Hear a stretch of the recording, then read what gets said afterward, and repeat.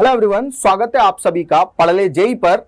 मेरा नाम है सचिन और मैं पढ़ाऊंगा आप लोगों को इस पर्टिकुलर चैनल पे फिजिक्स। राइट, तो करते हैं कहानी को शुरू। इस क्लास में हम लोग एक नया चैप्टर स्टार्ट करने वाले हैं जिसका नाम है यूनिट्स एंड मेजरमेंट्स। राइट, अब यार एक बहुत ही इंपॉर्टेंट चैप्टर है, इसके बिना ये मानो कि आप फिजिक्स की शुरुआत कर ही नहीं सकते। आप फिजिक्स में सबसे पहले यही चैप्टर पढ़ते हैं, उससे पहले तो थोड़ा बेसिक मैथ्स वेक्टर वगैरह जो जिसको बोल सकते हैं कि जो चीजें जरूरी होती है, प्रीरिक्विजिट्स होती है फिजिक्स को पढ़ने के लिए, वो पढ़ते हैं। फिजिक्स एक्चुअल में यहां से स्टार्ट होती है। अब ये चैप्टर इतना इंपॉर्टेंट क्यों है कि सबसे पहले इसे पढ़ाया जा रहा है, मतलब शुरुआत ही फिजिक्स की इस चैप्टर से हो रही है। मैं बताता हूं इसका रीजन क्या है। एक्चुअल में हमको फिजिक्स में पढ़ना फिजिकल क्वांटिटीज को, फिजिक्स को समझना है। मतलब हमने अपने आसपास जो घटनाएं हो रही हैं उनके लॉजिक को समझना है। मैं खड़ा क्यों रह पा रहा हूं, मेरे हाथ में पेन क्यों है, ये चल क्यों रहा है बोर्ड पे, ये कैमरा रिकॉर्ड क्यों कर रहा है, आप सुन कैसे पा रहे हो, आपका मोबाइल कैसे वर्क कर रहा है, इंटरनेट कैसे वर्क कर रहा है, सारी चीजें, anything you can see in this world, ठीक है, इन सारी चीजों को हमें ऑब्जर्व करना है। इनमें से कुछ को हमें अपने सिलेबस में पढ़ना IIT JEE के लिए। अब मुद्दे की बात पे आते हैं।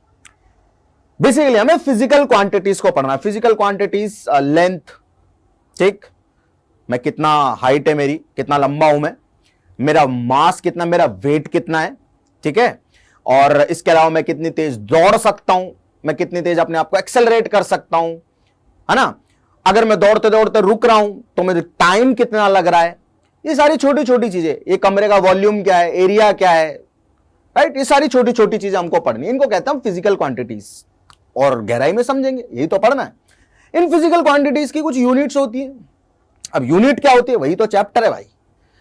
और कुछ चीजें जो हमें मेजर करनी, मेजर करने के बहुत सारे तरीके हो सकते हैं भाई।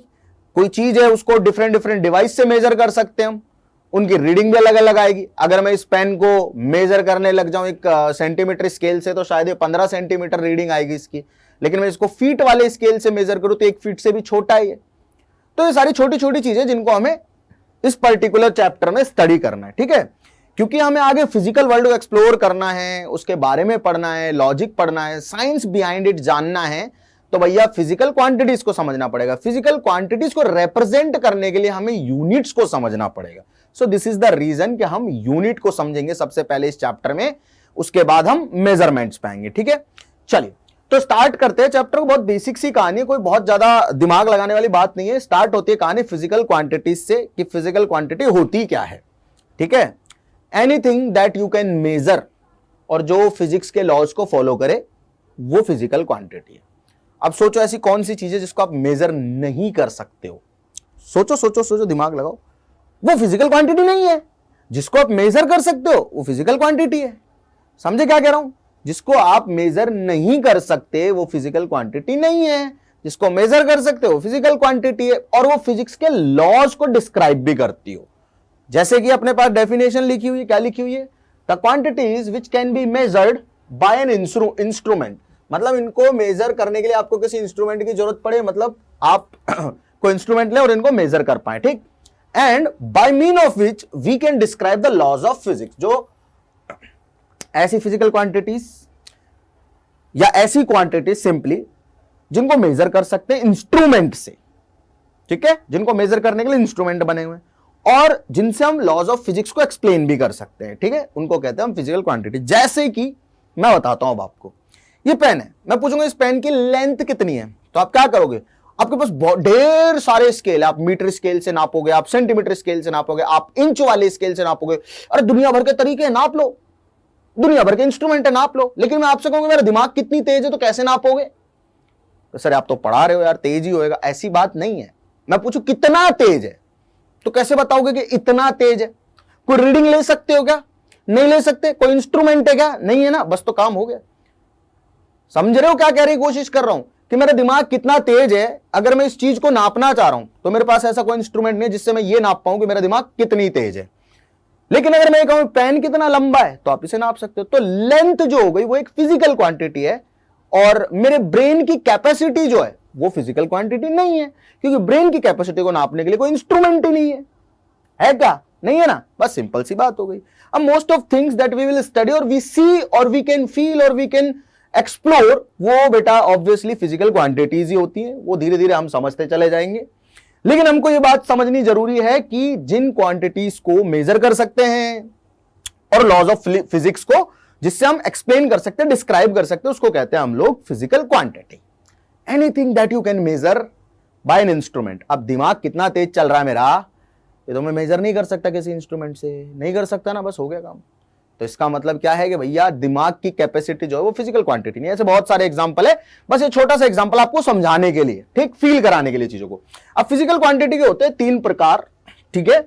क्या क्या प्रकार होते हैं समझा देता हूं भाई। पहला टाइप होता है फंडामेंटल, बिल्कुल बेसिक, फंडामेंटल और बेस क्वांटिटीज,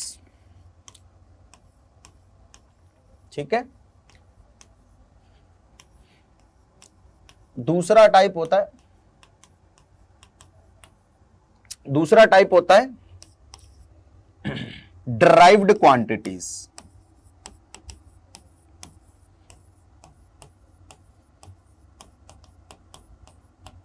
और तीसरा टाइप होता है सप्लीमेंट्री क्वांटिटीज, ठीक है। बहुत बढ़िया।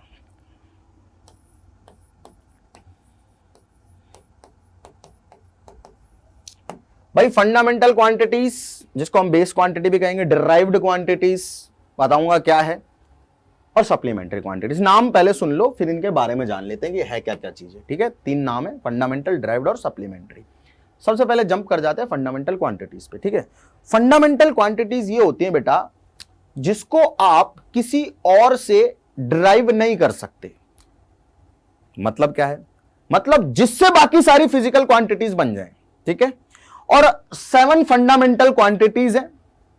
क्या है बेटा, 7 फंडामेंटल क्वांटिटीज हैं जो हम पढ़ते हैं, जो फिजिक्स में निर्धारित की गई है कि भैया ये है फंडामेंटल क्वांटिटीज। एक दूसरे से इंडिपेंडेंट होती है, इसकी डेफिनेशन कभी नहीं पूछी जाएगी, कभी पूछी भी नहीं गई है, और इसकी डेफिनेशन कोई मीनिंग भी नहीं है। हमको बस ये पता होना चाहिए कि फंडामेंटल क्या होता है, डिराइव्ड क्या होता है, सप्लीमेंट्री क्या होता है। फंडामेंटल क्वांटिटीज 7 डिसाइड की गई बेटा। अब ऐसा नहीं है कि ये ही क्यों डिसाइड की गई, ये फंडामेंटल क्वांटिटीज फिजिक्स में जब फिजिक्स डेवलप हो रही थी तो उस टाइम पे डिसाइड की गई और सभी लोगों के द्वारा इनको एक्सेप्ट किया गया। सभी साइंटिस्ट ने बोला कि ये 7 फंडामेंटल क्वांटिटीज है जिनसे एक्चुअली आप बाकी सारी फिजिकल क्वांटिटीज को बना सकते हो। इन 7 फंडामेंटल क्वांटिटीज का यूज करके आप किसी भी फिजिकल क्वांटिटी का नाम लो, वो बन जाएगी। तो ये बेस क्वांटिटी थी। अरे बेस चाहिए होता है ना किसी चीज को पढ़ने के लिए या किसी चीज को करने के लिए, तो ये बेस था, इसलिए इसको बेस क्वांटिटीज भी कहते हैं, क्योंकि फिजिक्स का बेस था, क्वांटिटीज का बेस था। इनसे सारी क्वांटिटी बन जाएंगी, इनको आप नहीं बना सकते। दूसरी चीज और बता देता हूं इसके बारे में, ये 7 आपस में इंडिपेंडेंट है, 7 आपस में इंडिपेंडेंट है, एक दूसरे से बिल्कुल इंडिपेंडेंट। अब ये 7 फंडामेंटल क्वांटिटीज कौन कौन सी थी बता देता हूं इसके बारे में। पहली थी बेटा लेंथ, ठीक है, सुनना जरा ध्यान से। दूसरी थी मास, ठीक है। तीसरी थी टाइम, चौथी थी इलेक्ट्रिक करंट। अरे इनको सेलेक्ट किया गया बस ऐसे ही, ठीक है। फिर थी टेम्परेचर, उसके बाद आई बेटा अमाउंट ऑफ सब्सटेंस,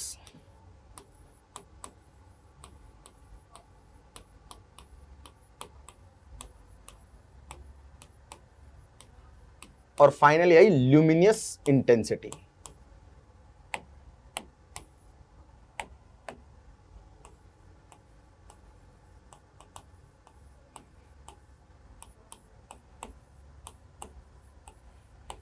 ठीक है, अच्छा, मतलब ये कि ये वो चीजें मैंने यहां लिख दी हैं जिनसे आप दुनिया की कोई भी फिजिकल क्वांटिटी बना सकते हो। मतलब इनसे आप दुनिया की हर फिजिकल क्वांटिटी को डिराइव कर सकते हो। मतलब आप दुनिया में कुछ भी सोचो, ऐसी चीज जिसको मेजर किया जा सकता है, क्योंकि क्वांटिटी तो वही होगी जिसको मेजर कर सकते हो ना, वो सारी इनसे बनेंगी।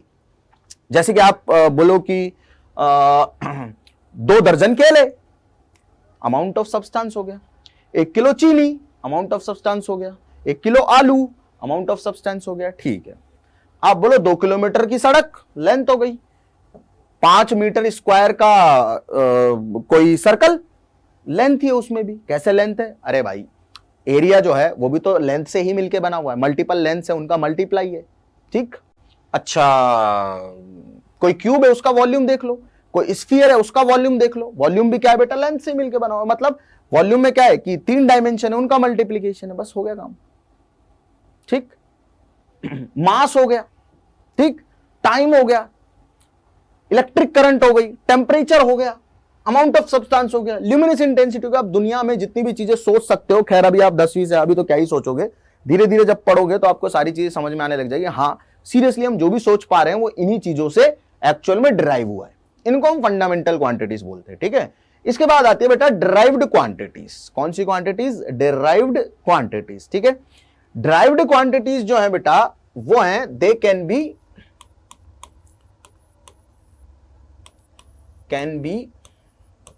derived by fundamental quantities। Fundamental को आप किसी से नहीं बना सकते, बट सारी क्वांटिटीज को फंडामेंटल से बना सकते हो।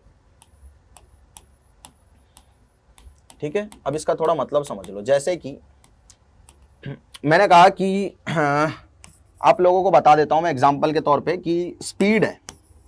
ठीक है, स्पीड है, स्पीड आती है मीटर पर सेकंड में, मतलब किलोमीटर पर आवर में। आपने देखा होगा जनरली किलोमीटर पर आवर में आप स्पीड जो है उसको मेजर करते हो। ठीक, स्पीड को हम किससे बना सकते हैं बेटा? स्पीड को हम डिराइव कर सकते हैं लेंथ और टाइम से। किससे डिराइव कर सकते हैं? लेंथ और टाइम से। मतलब कितने टाइम में कितनी दूरी चल रहा हूं मैं, दूरी को लेंथ से मेजर कर लूंगा, और टाइम को आवर में, सेकंड में, मिनट में मेजर कर सकता हूं। घड़ी है टाइम को मेजर करने के लिए, दूरी को मेजर करने के लिए दुनिया भर के इंस्ट्रूमेंट है। ठीक है, स्पीड हो गई, इसको मैं किससे डिराइव कर लूंगा? स्पीड डिराइव हो जाएगी लेंथ और टाइम से। किससे डिराइव हो जाएगी? ये फंडामेंटल क्वांटिटीज, लेंथ से और टाइम से। ठीक है, अच्छा आपने छोटी क्लासेस में पढ़ा होगा फोर्स बराबर होता है मास इनटू एक्सेलरेशन, है ना? तो फोर्स को मैं किससे डिराइव कर लूंगा? मास से और एक्सेलरेशन से। एक्सेलरेशन में क्या आएगा बेटा? एक्सेलरेशन में भी लेंथ एंड टाइम ही आएगा, पता होगा सभी लोगों को। क्या आएगा बेटा? लेंथ एंड टाइम ही आएगा एक्सेलरेशन में भी। ठीक है, एरिया हो गया, एरिया क्या है? Length into length. अरे एरिया में क्या है? Length and length. मतलब अब किसी भी शेप का एरिया लो, जैसे कि आपने स्क्वायर का ले लिया तो स्क्वायर में तो दोनों लेंथ बराबर होते हैं, लेंथ इंटू लेंथ डायरेक्ट आ जाएगा। अगर आप रेक्टेंगल का लेते हो तो लेंथ इंटू विड्थ आ जाएगा, विड्थ भी तो लेंथ ही एक तरह की। ठीक है, समझ में आ गई बात? तो these quantities can be derived using fundamental quantities. मतलब 7 फंडामेंटल क्वांटिटीज के अलावा आपके दिमाग में जो भी फंडामेंटल क्वांटिटी, जो भी क्वांटिटी आएगी, जो भी फिजिकल क्वांटिटी आएगी जिसको हम आगे पढ़ेंगे वो डिराइव्ड है, और मोस्टली इनको ही ज्यादा पढ़ रहे होंगे हम। 7 फंडामेंटल क्वांटिटीज को छोड़ के जो भी आपके दिमाग में आएगा, जो भी हम फिजिक्स में पढ़ेंगे, 7 तो है ही, वो तो पढ़नी ही सही है, लेकिन उसके अलावा जो भी दिमाग में आएगा वो सब डिराइव। ठीक है, अब एक और छोटी सी चीज बन जाती है जिनको हम कहते हैं सप्लीमेंट्री क्वांटिटीज। ये होती है बेटा plane angle and solid angle. ये क्या है भैया? सुनना जरा ध्यान से, अरे सुनना जरा ध्यान से। ठीक है, इनके बारे में खुल के बातें करेंगे। प्लेन एंगल क्या होता है बेटा? कि किसी प्लेन में मान लीजिए आप, मतलब कोई प्लेन है उसमें 2 लाइन है। ठीक है, इस आर्क ने इस पॉइंट पे कुछ एंगल सबटेंड किया हुआ है थीटा, जिसकी रेडियस है आर और ये आर्क की लेंथ है एल। तो थीटा बराबर कर दूंगा मैं एल बाई आर। ठीक है, ठीक है, यही होगा, यही होगा ना, सिंपल सी बात है। अच्छा, थीटा बराबर आ गया एल बाई आर, मतलब ये कोड की लेंथ डिवाइडेड बाय रेडियस, ये होता है प्लेन एंगल। ये एंगल एक प्लेन में बन रहा है, मतलब 2 लाइन के बीच का एंगल होता है, उसे प्लेन एंगल कहते हैं। जो 2 लाइन के बीच का एंगल होता है उसे प्लेन एंगल कहते हैं। ठीक है, लेकिन आप ऐसा मानिए कि यहां पे ना एक इस तरह का कोई टुकड़ा रखा हुआ है, ऐसा सर्कुलर सा। ठीक है, मतलब ऐसा एक प्लेट रखी हुई है, प्लेट। ठीक है, प्लेट के सारे पॉइंट जो है ना, उन पॉइंट से मैं एक लाइन खींचूं। ठीक है, और इन सभी पॉइंट को देखो, सारे पॉइंट इनसे मैंने ऐसा लाइन खींच दी। ठीक है, तो सारे पॉइंट जो है एक ही पॉइंट पे जाके मिलेंगे, ऐसे मिलेंगे। ठीक है, तो इस सरफेस ने जो एंगल बनाया ना, ये सरफेस है, सरफेस ने जो यहां पे एंगल बनाया इसको हम कहते हैं सॉलिड एंगल, इसे दिखाते हैं साई से। क्या कहते हैं इसे? Solid angle. सॉलिड एंगल क्या होता है बेटा?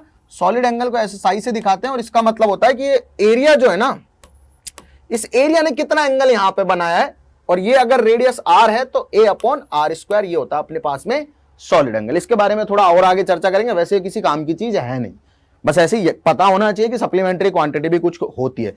सप्लीमेंट्री क्यों कहते हैं अभी बताऊंगा जब हम यूनिट्स पढ़ लेंगे। अभी तो मैं बस आपको ये बता रहा हूं कि मतलब इनके बारे में बस जानना जरूरी है, इनके नाम पता होने चाहिए कि हाँ भाई ये अपने पास में फंडामेंटल है 7, उसके अलावा दुनिया में जो कुछ भी है फंडामेंटल का वो सब डिराइव्ड है सिर्फ 2 को छोड़ के। ये अलग तरह की प्रजाति है बस, जिसको हम प्लेन एंगल और सॉलिड एंगल कहते हैं। प्लेन एंगल क्या? 2 लाइन के बीच का एंगल। सॉलिड एंगल क्या? किसी सरफेस का किसी पॉइंट पे बनाया गया एंगल।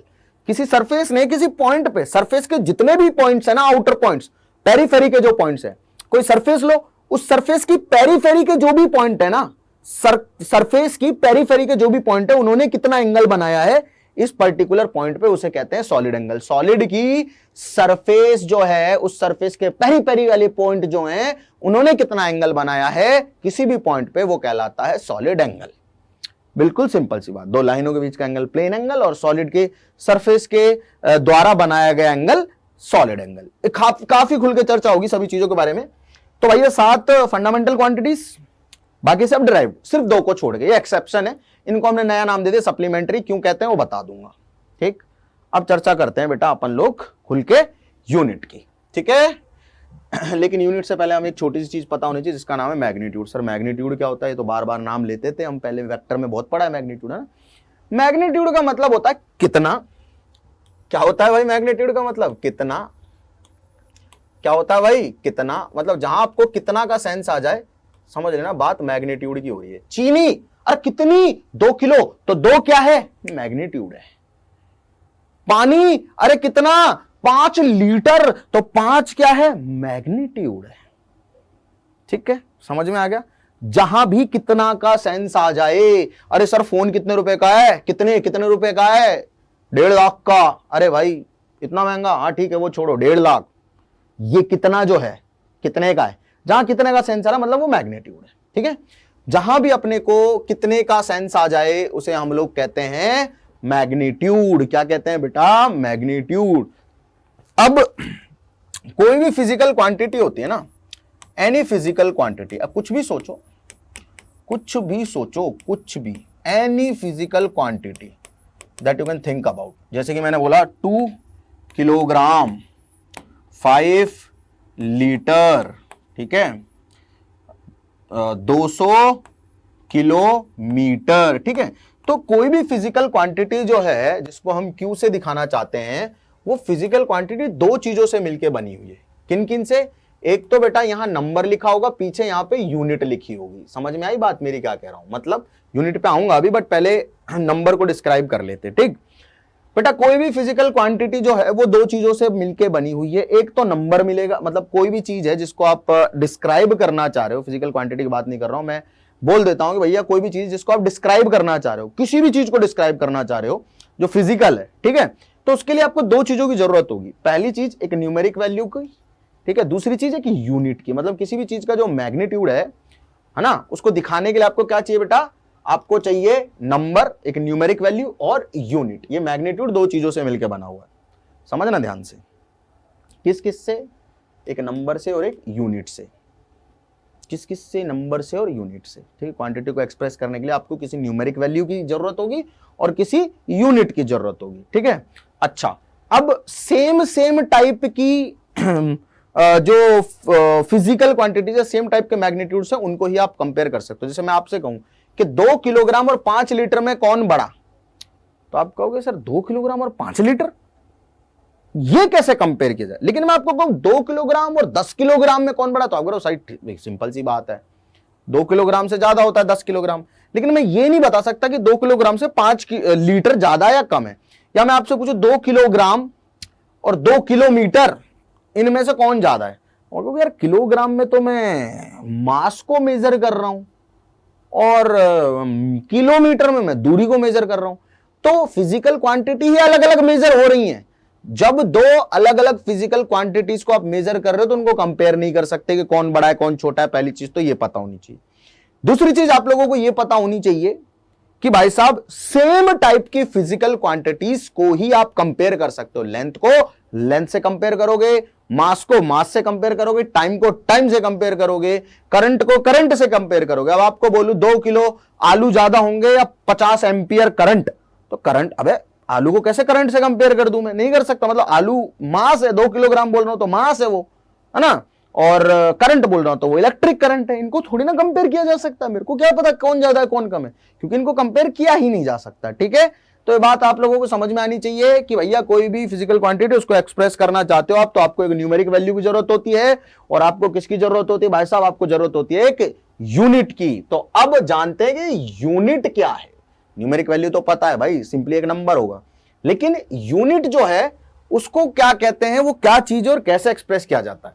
तो यूनिट की डेफिनेशन है, measurement of any physical quantity is expressed in terms of N internationally accepted certain basic reference standard called unit. तो समझ ही नहीं आया? मतलब यूनिट कुछ नहीं है, सारे लोगों ने मिलके, जो बड़े बड़े साइंटिस्ट थे, उन्होंने बोला कि यार एक्चुअली ना चीजों को कंपेयर करना आसान हो सकता है अगर हम हर एक पर्टिकुलर चीज के लिए एक ऐसी चीज डिफाइन कर दे जिससे हमें पता चले कि हम मेजर क्या कर रहे हैं। जैसे मैंने बोला किलोमीटर, सोचो क्या मेजर किया? सोचो क्या मेजर किया? लेंथ। मैंने बोला किलोग्राम, क्या मेजर किया? मास। मैंने बोला 24 घंटे, क्या मेजर किया मैंने? टाइम। तो हर एक क्वांटिटी को एक पर्टिकुलर इंटरनेशनली एक्सेप्टेड चीज दे दी गई जिसको बोल दिया गया यूनिट। डेफिनेशन इसकी भी इंपॉर्टेंट नहीं है, मीनिंग इंपॉर्टेंट है कि हमको फिजिकल क्वांटिटीज को मेजर करना है, उनको अंडरस्टैंड करना है, अच्छे से समझना है, तो भैया हमें एक ऐसा सिस्टम बनाना पड़ेगा जो इंटरनेशनली एक्सेप्टेड हो।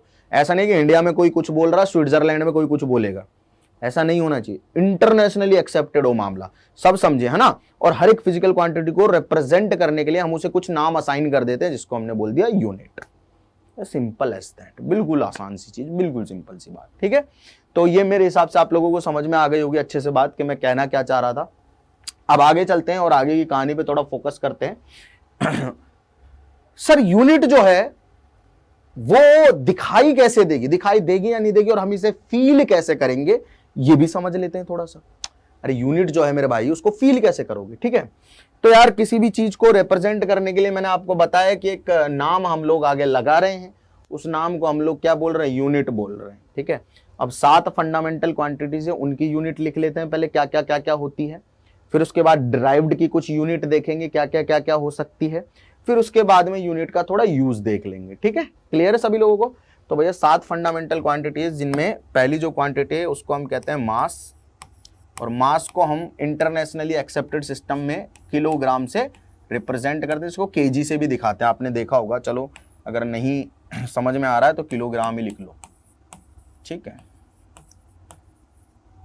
टाइम को हम लोग बेटा प्रीफर करेंगे मेजर करना सेकेंड्स में।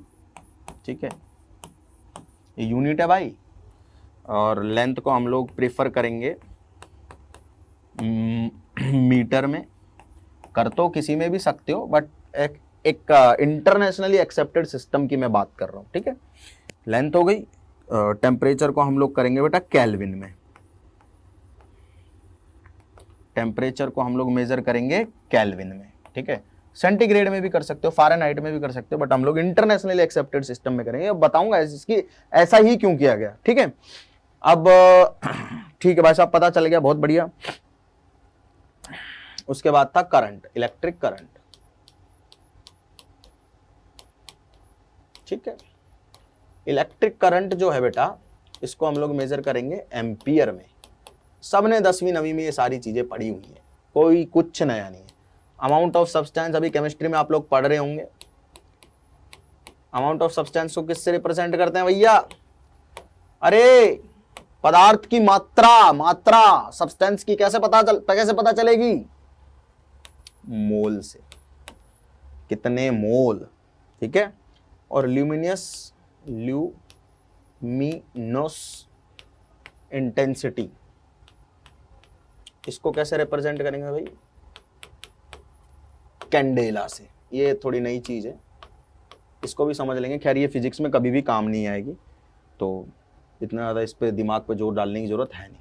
ठीक है, क्लियर है? ल्यूमिनस इंटेंसिटी को कैंडेला से रिप्रेजेंट करेंगे, ठीक है। तो यूनिट जो है बेटा हमने डिफाइन करी कि यार मास को अगर हम मेजर करेंगे तो ठीक है, मतलब कुछ भी हो सकती है, ऐसा नहीं कि आप किलोग्राम में मेजर करोगे, अगर बहुत कम मास हुआ तो ग्राम में, उससे भी कम हो मिलीग्राम में, है ना, कर सकते हैं ना मेजर, तो हमारी मर्जी भाई, हम टन में भी मेजर कर सकते हैं, क्विंटल में भी कर सकते हैं, बस ये इंटरनेशनली एक्सेप्टेड सिस्टम है, ठीक है। अभी आऊंगा उस पर भी। टाइम को हम घंटे में मेजर कर सकते हैं, मिनट में कर सकते हैं, दिनों में कर सकते हैं, महीनों में कर सकते हैं, साल में कर सकते हैं, सेकंड में भी कर ही सकते हैं भाई। लेंथ को मीटर में कर सकते हैं, किलोमीटर में कर सकते हैं, फुट में कर सकते हैं, इंच में कर सकते हैं, सेंटीमीटर में कर सकते हैं, सब कुछ में कर सकते हैं भाई, इसमें क्या है। टेम्परेचर को केल्विन में मेजर कर सकते हैं, हम सेंटीग्रेड में करते हैं, हम फ़ारेनहाइट में करते हैं, बिल्कुल सिंपल सी बात है ना। तो ये चीजें ऐसी हैं जो आपको बहुत बढ़िया तरीके से पता है, तो इनके बारे में मैं बता रहा हूं, बस ये थोड़ा इंटरनेशनली एक्सेप्टेड है, मतलब पूरी दुनिया एक्सेप्ट करती है इसको, ये बात है, ठीक है। अब यार एक्चुअल में ना दिक्कत भी यहीं पे आई कि पूरी दुनिया एक्सेप्ट करे, इसकी जरूरत पड़ी क्यों, ठीक, इसको ही सुनते हैं अब। तो बेटा इसको एक्चुअल में ना ऐसे समझो आप लोग कि पहले लोग क्या करते थे वो समझाता हूं पहले मैं आपको, ठीक है। जैसे मान लो ब्रिटिश लोग जो होते हैं, ठीक है, वो क्या करते थे यार,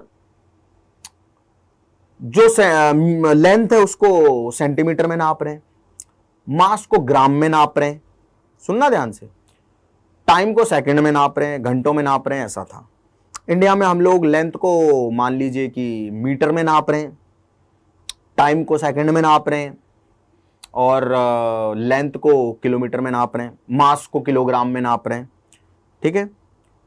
अमेरिका में लेंथ को बेटा फुट में नाप रहे हैं, ठीक है, और मास को वो लोग पाउंड में नाप रहे हैं, पाउंड होते हैं ना, पाउंड बोलते हैं ना, WWE वगैरह देखा होगा, उसमें होता है ना कि 250 पाउंड 200 पाउंड ऐसा, वेइंग 232 पाउंड ऐसा कुछ, ठीक है। तो वो मास के बारे में बात कर रहा है। टाइम को मान लो कि घंटे में नाप रहे हैं वो लोग।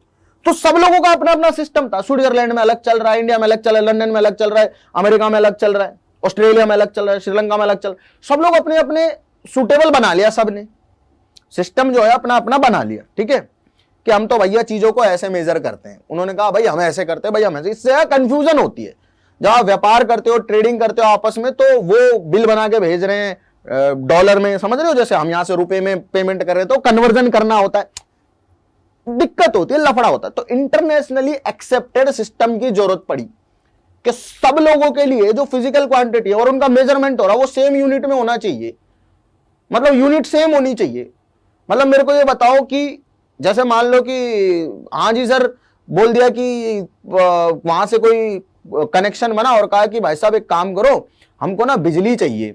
अब आपने पूछा कितनी बिजली चाहिए, वो कह रहे हैं कि हमको आपसे बिजली चाहिए इतने एम्पियर। अब आप बोल रहे हो मेगावाट में, कुछ और बात कर रहे हो, तो समझ रहे हो ना कि कनेक्शन जो है उसको बिल्ड करने के लिए, चीजों को आसान बनाने के लिए एक सिस्टम चाहिए था जहां सब लोग एक ही भाषा बोले, मतलब एक ही चीज के बारे में सेम तरीके से बात करें।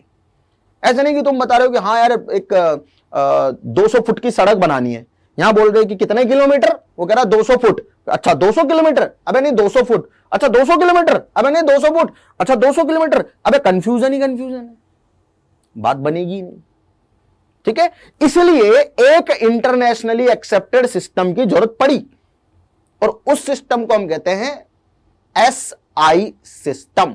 सिस्टम जो है जिसको हमने इंटरनेशनली एक्सेप्ट किया है, ठीक है, इंटरनेशनली एक्सेप्टेड सिस्टम। सिस्टम जो है SI सिस्टम है, system which is internationally accepted, उसको हम बोलते हैं SI। उसके अलावा बहुत सारे और भी सिस्टम थे। कौन कौन से सिस्टम थे भाई? CGS चलता था, ठीक है, और FPS चलता था, और MKS चलता था, ठीक है। अभी जो इंटरनेशनली एक्सेप्टेड है वो है SI, ठीक है। SI सिस्टम ही पढ़ना है हमें, यही पढ़ना है, इनको जान लेते हैं है क्या चीज है, क्या बीमारी है, ठीक। CGS का मतलब है बेसिकली बेटा फंडामेंटल क्वांटिटीज है, उनको रिप्रेजेंट करेंगे हम किसमें, उनको रिप्रेजेंट करने के लिए हमने यूनिट बनाए, और यूनिट्स जो है उन यूनिट्स को हम लोग पढ़ रहे हैं अभी, ठीक है। C4 है सेंटीमीटर, G4 है ग्राम, और S4 है सेकंड। मतलब हम किनको मेजर कर रहे हैं यहां पे, देखो हमने किसको मेजर किया, सेंटीमीटर में हमने लेंथ को मेजर किया, और ग्राम में हमने मास को मेजर किया और सेकंड में हमने टाइम को मेजर किया। मतलब 3 फिजिकल क्वांटिटीज हैं जिनके मेजरमेंट के लिए सीजीएस पर्टिकुलर सिस्टम है वो बना। ये सबसे ज्यादा काम आने वाली चीजें, सबसे ज्यादा यूज में आने वाली चीजें, और इन्हीं तीनों के ऊपर चर्चा होगी। किसके ऊपर? लेंथ, मास और टाइम। किस किस के ऊपर बेटा? लेंथ, मास और टाइम। ठीक है। एफपीएस में क्या था बेटा? लेंथ को नापते थे फुट में या फीट में, फीट बोलते हैं। ठीक है। कितने फीट की जमीन, कितने फीट की सड़क, कितने फीट का आदमी, कितने फीट की छत, कितने फीट का घर, वो सब। पाउंड में नापते थे ये लोग मास को, और सेकंड में नापते ये लोग टाइम को। एमकेएस में बेटा मीटर में नापा गया लेंथ को, किलोग्राम में नापा गया मास को, और सेकंड में नापा गया टाइम को। ठीक है। और एसआई में भी सेम काम हुआ, जो हमें पढ़ना है एमकेएस से ही सिमिलर है।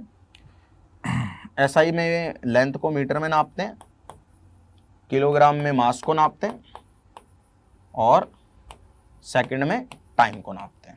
आई बात समझ में? आई बात पकड़ में? तो ये है कहानी जो हमें पढ़नी है। क्या कहानी पढ़नी है भैया? हमको चीज़ों को मेज़र करना है। मेज़र करने के लिए मुझे एक तो न्यूमेरिक वैल्यू की ज़रूरत होगी, दूसरा यूनिट की ज़रूरत होगी। एक तो मुझे किसकी ज़रूरत होगी बेटा? एक तो मुझे ज़रूरत होगी न्यूमेरिक वैल्यू की, और दूसरा मुझे ज़रूरत होगी यूनिट की। एक तो मुझे ज़रूरत होगी न्यूमेरिक वैल्यू की, दूसरा मुझे ज़रूरत होगी यूनिट की, किसी भी चीज़ को मेज़र करने के लिए। ठीक है। 2 किलोग्राम चीनी, मास हो गया, किलोग्राम में हम मेजर कर रहे हैं। 2 एक नंबर होगा, किलोग्राम उसकी यूनिट हो गई। ठीक है। क्लियर है सभी लोगों को यहाँ तक की बात? अच्छा, तो हमें पता चल गया कि मास मेजर हो गया, मतलब चीनी मेजर हो गई।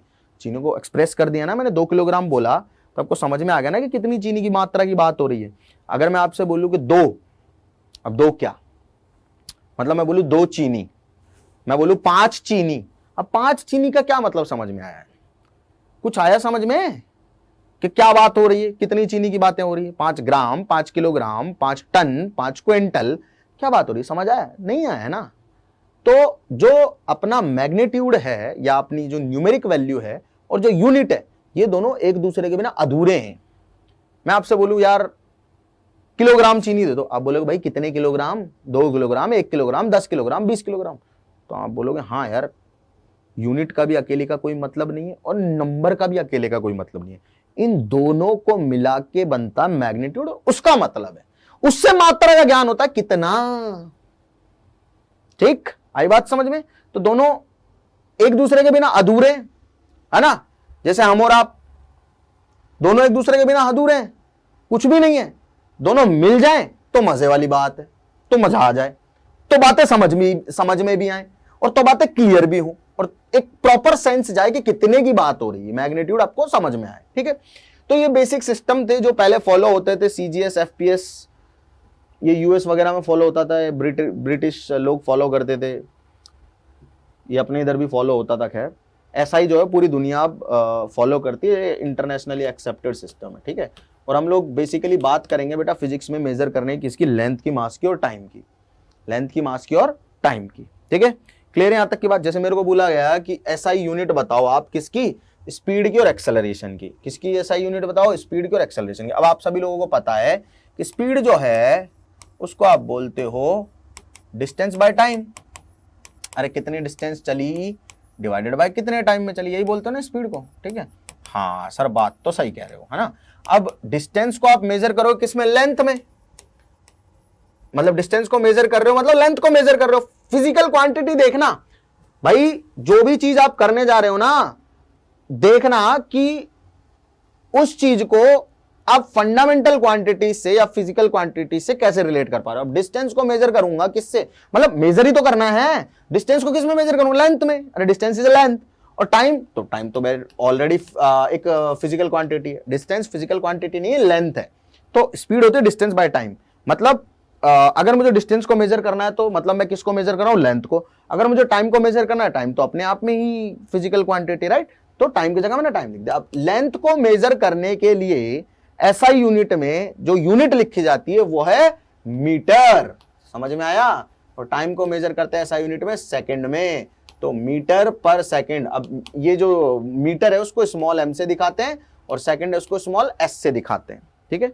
ये नोटेशंस भी थोड़े बहुत काम के होंगे। तो मीटर पर सेकंड आ गई अपने पास स्पीड की यूनिट। खैर एक्सेलरेशन जो है उसके बारे में भी पता है सभी लोगों को, ऐसा कुछ नहीं कुछ नया है, आपको पता सब कुछ, और इंटरेस्टिंग चीजें अभी आएंगी धीरे धीरे। बट हाँ, आपको ये पता होना चाहिए कि एक्सेलरेशन जो है उसको हम कहते हैं rate of change of velocity, मतलब चेंज इन वेलोसिटी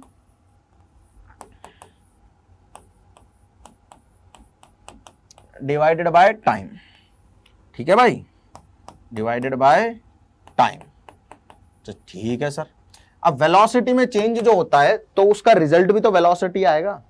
मतलब ये है कि अगर मैं ये कहूं कि भाई किसी आदमी की वेलोसिटी 10 मीटर पर सेकंड थी, वो 20 मीटर पर सेकंड हो गई, तो चेंज कितना है? चेंज आया 10 मीटर पर सेकंड का। सिंपल सी बात है ना? क्लियर सभी लोगों को? तो वेलोसिटी का चेंज जो होगा वो भी तो वेलोसिटी होगा, मतलब वेलोसिटी का डिफरेंस जो आएगा ऊपर वेलोसिटी आएगा ना, ठीक है। अच्छा, तो वेलोसिटी अपॉन टाइम। अब वेलोसिटी जो होती है वो होती है डिस्प्लेसमेंट बाय टाइम, ठीक है। वैसे तो आप सभी लोगों को पता है मीटर पर सेकंड आएगी वेलोसिटी की भी, बट फिर भी मैं फॉर्मूला लिख के बता देता हूं। डिस्प्लेसमेंट बाय टाइम, वेलोसिटी का मतलब होता है, वेलोसिटी की डेफिनेशन होती है, तो टाइम ऑलरेडी है भी अपने पास में नीचे, ठीक है। अब डिस्प्लेसमेंट को मेजर करूंगा मतलब लेंथ को मेजर कर रहा हूं, और टाइम तो अपने आप में ही अगेन फंडामेंटल क्वांटिटी है, मतलब कि टाइम का स्क्वायर हो गया, ठीक है। यानी कि जो एक्सेलरेशन है उसकी यूनिट आ जाएगी SI यूनिट मीटर, क्योंकि लेंथ को मैं किस में मेजर करूंगा? SI यूनिट सिस्टम में, मीटर में, डिवाइडेड बाय टाइम को मेजर करूंगा सेकंड में, तो सेकंड का स्क्वायर। तो ये आ गया अपने पास मीटर पर सेकंड स्क्वायर। तो ऐसे बनी यूनिट्स, तो भाई ऐसे बनी यूनिट्स। आई बात समझ में? तो भाई ऐसे बनी यूनिट्स, आगे ना बात समझ में कि यूनिट किसी भी चीज की कैसे बनेगी, क्योंकि आप किसी भी चीज को फंडामेंटल क्वांटिटी से ड्राइव कर सकते हो। फंडामेंटल क्वांटिटीज वो क्वांटिटीज हैं जिनको आप मेजर कर सकते हो। मेजर करने के लिए आपके पास में एक पूरा सिस्टम है जिसको हम SI यूनिट कहते हैं। अब SI यूनिट में आप जिस भी क्वांटिटी को मेजर करोगे भाई उसकी यूनिट बना सकते हो। भाई किसी भी क्वांटिटी को फंडामेंटल में व्यक्त कर सकते हो। फंडामेंटल की यूनिट्स आपको पता है SI सिस्टम में, फंडामेंटल के बारे में आपको जानते हो आप ऑलरेडी SI सिस्टम में, राइट? जानते हो ना? चलो, तो अब आगे की बातें कर लेते हैं थोड़ा सा। SI प्रीफिक्स है, और SI प्रीफिक्स का काम क्या है? देखो, पावर ऑफ 10 में दिया हुआ है सब कुछ, आप वेल अवेयर होंगे इन सब चीजों से, ठीक है। इसकी जरूरत क्यों पड़ी यार? जरूरी नहीं है कि हम चीजें जो नाप रहे हैं, मतलब हम तो जनरली फिजिकल वर्ल्ड में बहुत छोटे वैल्यूज में बात करते हैं, जैसे कि 2 किलो चीनी, 5 किलो आलू, 1 दर्जन केले, है ना, 2 घंटे, 2 दिन, 4 दिन, 4 घंटे। लेकिन दुनिया सिर्फ इतनी नहीं है जितना हम देख पाते, सोच पाते हैं, समझ पाते हैं। It is beyond that also. सोचो यहां से और मून की दूरी कितनी है? लाखों किलोमीटर में आ जाएगी, है ना। तो उसको लाखों किलोमीटर में लिखने को हम एक अलग तरीके से व्यक्त कर सकते हैं, 10 की पावर्स में, राइट। तो इसलिए ये प्रीफिक्स बनाए गए हैं कुछ, और प्रीफिक्स जो है उनको ध्यान से समझ लो बेटा, ये सब बहुत बेसिक चीजें हैं। इस चैप्टर में मैं बता दूं आप सभी लोगों को, काम की चीज आएगी डायमेंशन और एरर। कौन सी आएगी काम की चीज?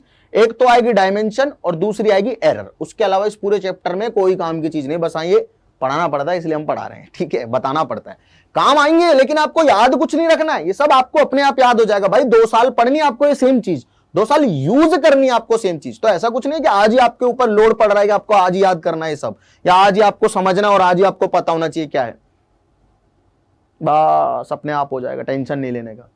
फील आएगी अपने अगले चैप्टर से, कौन से? काइनेमैटिक्स से, जिसको आप एनसीईआरटी का according motion in one dimension भी कहते हो, ठीक। एनीवेज 10 की पावर 1 को हमने कहा डेका। क्या कहा बेटा? डेका। 10 की पावर 2 को कहा हेक्टो, 10 की पावर 3 को कहा किलो, ठीक है। क्लियर है? क्लियर है ना? मतलब क्या है कि जैसे मैंने कहा कि 1 किलोग्राम, ठीक है। क्या बेटा? 1 किलोग्राम, बस ऐसे ही बता रहा हूं, किलोग्राम, ठीक है। मतलब ये हो गया इसका 1 इंटू 10 की पावर 3, किलो का मतलब होता है 10 की पावर 3 और साथ में ग्राम। और क्या 1 किलोग्राम सही में 1000 ग्राम ही होते? 10 की पावर 3 का मतलब है 10, मतलब 1 और 3 जीरो। 10 की पावर का 10 की पावर का मतलब होता है नंबर ऑफ जीरोस, बस और कुछ नहीं है, ठीक है। 1000 ग्राम आ गया, ठीक। क्या 1 किलोग्राम सही में 1000 ग्राम होता है? जी हाँ सर, बिल्कुल सही बात है आपकी। तो किलो का मतलब होता है 10 की पावर 3। जहां किलो लगा हुआ दिख जाए वहां बड़ा 10 की पावर 3 की बात हो रही है, मतलब 1000 गुना हो रही है बात। ठीक, अच्छा। ऐसे फिर छोटी छोटी चीजें जैसे मेगावाट। मेगावाट का मतलब है वाट का 10 टू पावर 6 टाइम्स। ठीक है, गीगा, टेरा, पेटा, एक्सा, है ना, ये सारी चीजें तो यूज भी नहीं होंगी हमारे, यहीं तक मेगा तक काम चल जाएगा अपना। ठीक है, तो अगर मैं कहूं आपसे कि एक, ठीक है, डेका मीटर। डेका का मतलब होता है 10 की पावर 1 का मतलब 10, मतलब आप बात करो 10 मीटर की। ठीक है, क्लियर है? क्लियर है क्या? चलो, तो ये सारी छोटी छोटी चीजें हैं जिनको आपको जानना था और आपने जान लिया। कुछ और प्रीफिक्स हैं ये छोटी चीजों को मेजर करने के लिए। देखो, ये तो बड़ी चीजों को मेजर करने के लिए थे, एक से मतलब यूनिट से बड़ी चीजों को मेजर कर रहे हैं हम, एक से बड़ी चीजों को मेजर कर रहे हैं। 10, 100, 10 की पावर 3 यानी कि 1000, एक 10 लाख, है ना, करोड़, ऐसे। ठीक, तो यहां तो हम बड़ी चीजों को मेजर कर रहे हैं, उनको 10 की पावर 18 में रिप्रेजेंट कर रहे हैं। ठीक है, जैसे आपसे कहा गया कि लाइट की स्पीड जो है, लाइट स्पीड जो है वो है 3 इंटू 10 टू पावर 8 मीटर पर सेकेंड। कितनी है? 3 इंटू 10 टू पावर 8 मीटर पर सेकेंड। ठीक है, आई बात समझ? अबे आ रही ना बात समझ में सभी लोगों को? ठीक, क्या कह रहा हूं मैं? 3 इंटू 10 टू पावर 8। तो इतनी बड़ी बड़ी क्वांटिटीज है ना, इनको यूज करने के लिए हमें 10 टू पावर्स की जरूरत पड़ती है, जिनमें से कुछ पावर्स के नाम लिखे हुए हैं जो आपके सामने। ठीक है, हालांकि काम कुछ नहीं आने, बट फिर भी ठीक है भाई, पढ़ लेते हैं, समझना जरूरी है। लेकिन छोटी चीजें भी हमारे जीवन में आएंगी और छोटी छोटी चीजों को हम मेजर करेंगे, जैसे कि 1 डेसीमीटर मतलब मीटर का 10वां भाग, 1 सेंटीमीटर मतलब मीटर का 100वां भाग, 10 की पावर -2। इसका मतलब क्या है? जैसे मैं सेंटी है, ठीक है, मतलब मैं सेंटी नहीं हूं, सेंटी वो वाला सेंटी मत समझो, CEN है। ठीक है, तो सेंटी की बात हो रही है। सेंटी भैया का मतलब क्या है? 10 की पावर -2। ठीक है, बहुत बढ़िया। मतलब इसका मतलब होता है 1/10 टू पावर 2 यानी कि 1/100। नीचे जाता है तो पावर का साइन चेंज हो जाता है, ऊपर पावर नेगेटिव है 1/, में जाके पॉजिटिव हो जाएगी, अगर नीचे नेगेटिव है तो ऊपर जाके पॉजिटिव हो जाएगी। ठीक है, तो 1/100 आ गया इसका मतलब। ठीक है, यानी कि अगर मैं कहता हूं 1 सेंटीमीटर, मैंने सेंटी लगा दिया किसके आगे? मीटर के आगे, तो मीटर को सेंटी कर दो। अब सर मीटर को कैसे सेंटी करें, है ना, हम तो वैसे ही अपनी लाइफ में सेंटी हो रखे हैं। भाई तुमको नहीं होना है, तुमको मीटर को सेंटी करना है। मीटर को सेंटी करने का मतलब, सेंटी का मतलब है 10 की पावर -2 यानी कि 10 की पावर -2 मीटर। ठीक है, यानी कि 1/100 मीटर, यानी कि 1 मीटर के 100वें हिस्से की बात हो रही है। 1 मीटर के 100वें हिस्से की बात हो रही है। 1 मीटर का 100वां हिस्सा है सेंटीमीटर। ऐसे ही फिर आ जाता मिली। मिली का मतलब 10 मिली का मतलब, अरे सर क्या बातें कर रहे हो, आज तो सेंटी हो रहे हो, बट फिर भी मिल रही है, फिर भी मिली। ठीक है भाई, मिली का मतलब होता है 10 टू पावर -3। ठीक है, ठीक है। माइक्रो का मतलब होता है 10 टू पावर -6। नैनो का मतलब होता है 10 टू पावर -9। पीको का मतलब होता है 10 टू पावर -12। फेम्टो का मतलब होता है 10 टू पावर -15 और एट्टो का मतलब होता है 10 टू पावर -18। और ऑनेस्टली अगर मैं बात करूं तो कुछ ही चीजें हैं जो आपके काम किए, यहां तक की चीजें बहुत ज्यादा काम किए। कभी कभी आपको, कभी कभी जीवन में once in a while pico का यूज करना मिल सकता है। और फेम्टो जो है वो न्यूक्लियस व्यूक्लियस के साइज के बारे में बातें होंगी। न्यूक्लियस का साइज जो होता है वो 10 की पावर -15 के ऑर्डर का होता है। ठीक, आगे बात समझ में क्लियर है? यहां तक की बात सभी लोगों को? बेसिक है कहानी बिल्कुल एकदम। ठीक है, अब हम चर्चा करने वाले एक नई चीज के ऊपर जिसका नाम है डायमेंशन। और ये बहुत ज्यादा इंपॉर्टेंट है। मैंने बताया था आप लोगों को कि यूनिट और ये बाकी चीजें जो भी अपन पढ़ रहे हैं, these are not that important. ठीक है, ये तो बस चीजों को शुरुआत देने के लिए, एक पंप देने के लिए और समझने के लिए इंपॉर्टेंट है, बट ये सही में इंपॉर्टेंट है। IIT जेई में अगर मैं बात करूं जेई एडवांस की, तो हर साल एक सवाल पक्का है। जेई मेन में भी वेरियस शिफ्ट में, हर शिफ्ट में ना सही बट डिफरेंट शिफ्ट में जेई मेन में पक्का सवाल आता है। और कई सवालों में तो ट्रिक डायमेंशन की काफी काम करती है। ठीक है, तो हेडिंग डालो फटाफट। चलो, हाँ, तो दूसरा सबसे इंपॉर्टेंट पार्ट इस चैप्टर का चालू होगा जिसका नाम है डायमेंशंस। राइट बेटा, बहुत ज्यादा इंपॉर्टेंट है। जेई के पेपर में अभी तक जो पढ़ा है वहां से कुछ नहीं पूछा जाता है, बात करूं तो यहां से सारी चीजें पूछी जाती है, तो इसको समझना बहुत ज्यादा जरूरी है। अब ध्यान से सुनना मेरी बातों को, ये इंपॉर्टेंट पार्ट है। डायमेंशन क्या है, पहले डेफिनेशन पढ़ लेते हैं फिर समझते हैं सर क्या है। ठीक है, बिल्कुल सही बात है। Dimension of a physical quantity are the power to which the fundamental quantities must be raised to represent the given physical quantity. Sir जी कुछ समझ में नहीं आया। अरे उसी के लिए तो हम हैं भाई। क्या है बेटा डायमेंशन? क्या है सुनो जरा ध्यान से। डायमेंशन का मतलब सिर्फ और सिर्फ इतना है कि अगर आपको किसी एक फंडामेंटल किसी एक फिजिकल क्वांटिटी को रिप्रेजेंट करना है, आप किसी फिजिकल क्वांटिटी को रिप्रेजेंट करना चाहते हो यानी कि लिखना चाहते हो, किसको बेटा? फिजिकल क्वांटिटी को। ठीक है, तो इसको आप दो तरीके से लिख सकते हो। या तो वो फिजिकल क्वांटिटी अपने आप में फंडामेंटल होगी, बिल्कुल सही बात है सर, या वो फिजिकल क्वांटिटी होगी डिराइव्ड। लेकिन डिराइव्ड फिजिकल क्वांटिटी भी बनती तो बेटा फंडामेंटल से ही है। ठीक है, मतलब हर फिजिकल क्वांटिटी को फंडामेंटल की टर्म्स में लिखा जा सकता है। हर किसी फिजिकल क्वांटिटी को फंडामेंटल की टर्म्स में लिखा जा सकता है। अब जो फिजिकल क्वांटिटी है वो फंडामेंटल की कितनी पावर पे डिपेंड कर रही है, बस वो पावर ही डायमेंशन है। जैसे मैंने कहा वॉल्यूम। वॉल्यूम क्या होता है भाई? मतलब वॉल्यूम होता है बेटा, जैसे किसी भी चीज का ले लो, डायमेंशन चेंज नहीं होती, चाहे आप किसी भी चीज का ले लो। ठीक है, जैसे स्फीयर का ले रहे हो आप, तो स्फीयर का हो जाएगा 4/3 पाई आर क्यूब। ठीक है, ये तो कांस्टेंट है। तो आर की पावर 3 पे डिपेंड कर रहा है। आर क्या? रेडियस। रेडियस का मतलब लेंथ। तो लेंथ की पावर 3 पे डिपेंड कर रहा है कौन? वॉल्यूम। यानी कि लेंथ की पावर 3 हो गई वॉल्यूम की डायमेंशन।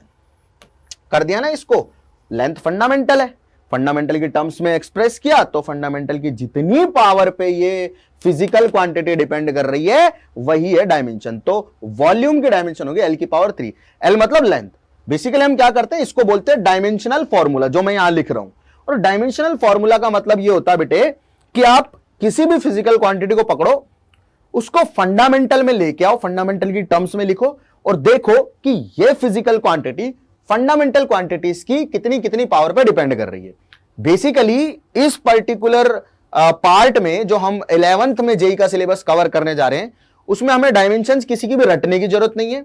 ये तो बस मैं यहां पे बता रहा हूं, बाकी हर चैप्टर में हर एक फिजिकल क्वांटिटी के डायमेंशन हम लिखवाएंगे और उसी टाइम आपको याद हो जाएगी। अभी तो यार बेटा जैसे 150-200 फिजिकल क्वांटिटी है, आज मैं आपको लिखवा दूंगा, आप याद कर लोगे, फिर उसका कोई मतलब है नहीं। क्यों? क्योंकि जैसे जैसे हर एक चैप्टर में किसी में 5 यूज होंगी, किसी में 4 यूज होंगी, फिर 10 यूज होंगी, फिर 2 यूज होंगी, वो आपको धीरे धीरे आ जाएगा अपने आप। ठीक है, तो इसको याद करने की अगेन कोई जरूरत नहीं है, इसका मतलब समझने की जरूरत है। इसको कहते हैं हम डायमेंशनल फॉर्मूला। ठीक है, डायमेंशनल फॉर्मूला क्या है देखो अभी बता देता हूं। ठीक है, सुनना ध्यान से भाई। जो फंडामेंटल क्वांटिटीज हैं वो है मास, लेंथ, जो हम मेजरली यूज करेंगे, ठीक है, 11th क्लास में, और टाइम। क्या क्या है बेटा? वो मास, लेंथ और टाइम। मास को हम दिखाएंगे कैपिटल M से जब हम डायमेंशन लिखेंगे तब। लेंथ को हम दिखाएंगे कैपिटल L से, है ना, देखेंगे कैपिटल L की कितनी पावर पे। जैसा अभी वॉल्यूम कैपिटल L की 3 पावर पे डिपेंड कर रहा था, तो वॉल्यूम की डायमेंशन होगी तो L की पावर 3। और टाइम को दिखाएंगे हम T से, कैपिटल T से। ठीक है, इसके अलावा भी फंडामेंटल क्वांटिटी होती है। एम्पियर करंट हो गई, करंट को हम A से दिखाएंगे, एम्पियर उसका यूनिट होता है तो उसको हम A से दिखाएंगे। केल्विन को K से दिखाएंगे, टेम्परेचर है उसको हम केल्विन में मेजर करते हैं, उसको K से दिखाएंगे। यार वो हमें याद करना ही नहीं, हमें सीखना भी नहीं। अभी हमें देखना है कि जो बेसिक फंडामेंटल क्वांटिटीज हैं जिनको मैं आने वाले 6 महीने में यूज करने वाला हूं, वो इसी से बनेंगी, मास से, लेंथ से, टाइम से। इन्हीं के बारे में पढ़ना है, इसलिए मैं तो पहले ही बता रहा हूं। मुझे तो पता है, तुम्हें नहीं पढ़ना ना, मुझे पढ़ाना, बट मुझे पता है। अच्छा, तो मतलब डायमेंशनल फॉर्मूला इससे मिलकर बनेगा।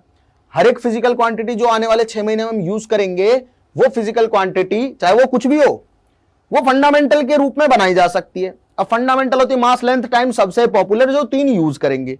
तो मास की कितनी पावर पर डिपेंड कर रहा है तो हम कैपिटल M की पावर से देख लेंगे। लेंथ की कितनी पावर पर डिपेंड कर रही है कोई फिजिकल क्वांटिटी, L की पावर से देख लेंगे। टाइम की कितनी पावर पर डिपेंड कर रही है, T की पावर से देख लेंगे। ठीक है, अच्छा, जैसे कि सर स्पीड है, इसकी जरा डायमेंशन बताना। भाई स्पीड को लिख सकता हूं मैं डिस्टेंस, स्पीड तो फंडामेंटल नहीं है, अपॉन टाइम। ठीक है, फॉर्मूला मेरे को दिखा। अब डिस्टेंस बेटा जो होती है वो एक लेंथ है, अरे डिस्टेंस को मेजर करना मतलब लेंथ को मेजर करना, और टाइम अपने आप में है फंडामेंटल क्वांटिटी। तो लेंथ और टाइम के फॉर्म में आप स्पीड को रिप्रेजेंट कर सकते हो, ठीक है। तो स्पीड जो हो गई अपनी, वो भैया लेंथ की पावर भी 1 पे डिपेंड कर रही है, तो एल की पावर 1 लगा दी। टाइम की पावर भी 1 पे डिपेंड कर रही है, तो टी की पावर 1 लगा दी। इसको ऊपर लेके जाऊंगा तो माइनस हो जाएगी पावर। पावर जब नीचे से ऊपर जाती है तो साइन चेंज हो जाता है, ऊपर से नीचे आती है तो भी चेंज हो जाता है। तो L1 टी की पावर -1 ये अपने स्पीड की डायमेंशन हो गई। बस कोई दिक्कत वाली बात ही नहीं है। जैसे कि मैंने आपसे कहा हूं कि सर, मतलब आप मेरे को कह दो कि सर एक बात बताओ, आप ना फोर्स की डायमेंशन लिख के दिखा दो तो मजा आ जाए। तो मैं कहूंगा फोर्स, ओए होए होए, फोर्स होता है मास इंटू एक्सेलरेशन यार, मास इंटू एक्सेलरेशन। एक्सेलरेशन को क्या लिख सकते हैं हम? Velocity upon time. अरे हमको तो डायमेंशन देखनी है, करेक्ट फॉर्मूला से मतलब नहीं, हमको ये मतलब है कि भैया किन किन फिजिकल क्वांटिटीज पे डिपेंडेंसी है इस फिजिकल क्वांटिटी की। मास इंटू एक्सेलरेशन होता है, एक्सेलरेशन का मतलब change in velocity with respect to time, मतलब जो भी चेंज इन वेलोसिटी वो आएगा तो वेलोसिटी ही, ठीक है। अब वेलोसिटी तो बेटा कोई फंडामेंटल क्वांटिटी नहीं है, हमको देखना है कि फोर्स किन किन फंडामेंटल क्वांटिटीज पे डिपेंड कर रहा है। भाई मास और टाइम तो फंडामेंटल हो गए, बट वेलोसिटी नहीं है, तो वेलोसिटी को फंडामेंटल में लाओ। हम लाएंगे भाई, मास लिखा, टाइम नीचे लिख दिया इसके, इनटू वेलोसिटी को लिख दिया डिस्प्लेसमेंट अपॉन टाइम। हाँ बस अब काम हो गया। अब देखो ध्यान से भाई, mass fundamental, time fundamental, displacement length है, डिस्प्लेसमेंट को कैसे मेजर करेंगे? लेंथ से, डिस्प्लेसमेंट इज अ लेंथ, तो ये भी फंडामेंटल, ठीक है, लेंथ होगी ना। हाँ तो भैया मास की पावर 1 पे, लेंथ की पावर भी 1 पे, और टाइम की पावर 2 पे डिपेंड कर, नीचे टाइम का स्क्वायर आएगा ना, तो टाइम की पावर 2 पे डिपेंड कर रहा है फोर्स। तो फोर्स की डायमेंशन आ जाएगी अपने पास m1 L1 T-2। अरे ऊपर ले गए ना हम t की पावर 2 को, तो -2 हो जाएगा। तो ये हो गई बेटा अपनी फोर्स के डायमेंशन, फोर्स का dimensional formula, m1 L1 T-2। मास की पावर 1 पे डिपेंड कर रहा है, इसका मतलब फोर्स, लेंथ की पावर 1 पे और टाइम की पावर -2 पे।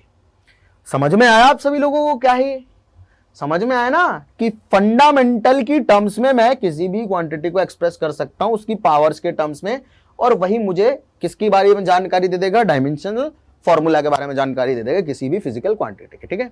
अब यार देखो, बहुत सारी फिजिकल क्वांटिटी जिनके बारे में हमें आने वाले 6 महीने में पढ़ना है, तो वैसे तो मैंने लिखी हुई है, आप लोग स्क्रीनशॉट वगैरह ले सकते हो, सेव कर सकते हो, नोटबुक में नोट कर सकते हो, फॉर अ पर्पस कि हाँ भाई आपको चीजें नोट करनी है, ठीक है।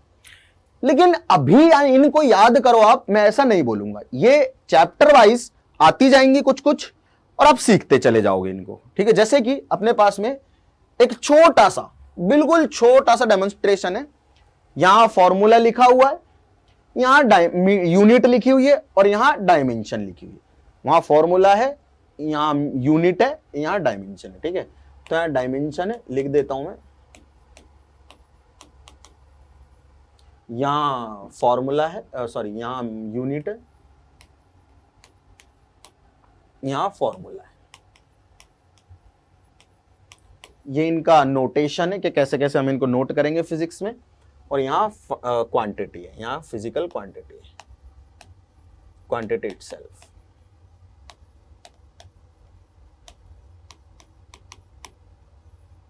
ठीक है, चल ध्यान से देखो बेटा, डिस्प्लेसमेंट जो है उसको मैं लेंथ, मतलब डिस्प्लेसमेंट इज अ लेंथ, तो लेंथ की पावर 1 पे डिपेंड कर रहा है, तो m की पावर 0, t की पावर 0, l की पावर 1 है, मतलब कुछ नहीं है, मतलब l की पावर 1 है, दिख रहा है आप सभी लोगों को। m की पावर 0, l की पावर 0, और सॉरी l की पावर 1 और t की पावर 0 है, क्योंकि जो डिस्प्लेसमेंट में वो लेंथ है, बेसिकली डिस्प्लेसमेंट को लेंथ में मेजर करता हूं मैं, तो ना तो उसमें मास है ना उसमें टाइम है, उसमें सिर्फ लेंथ है। तो m की पावर 0, t की पावर 0, 0 का मतलब क्या है? पावर 0 का मतलब है कि मास की किसी पावर पर डिपेंड नहीं कर रहा, मास पे डिपेंड नहीं कर रहा, टाइम पे भी डिपेंड नहीं कर रहा, सिर्फ लेंथ पे डिपेंड कर रहा है, और लेंथ की भी एक पावर पे डिपेंड कर रहा है। खत्म कहानी, आगे बढ़े भाई।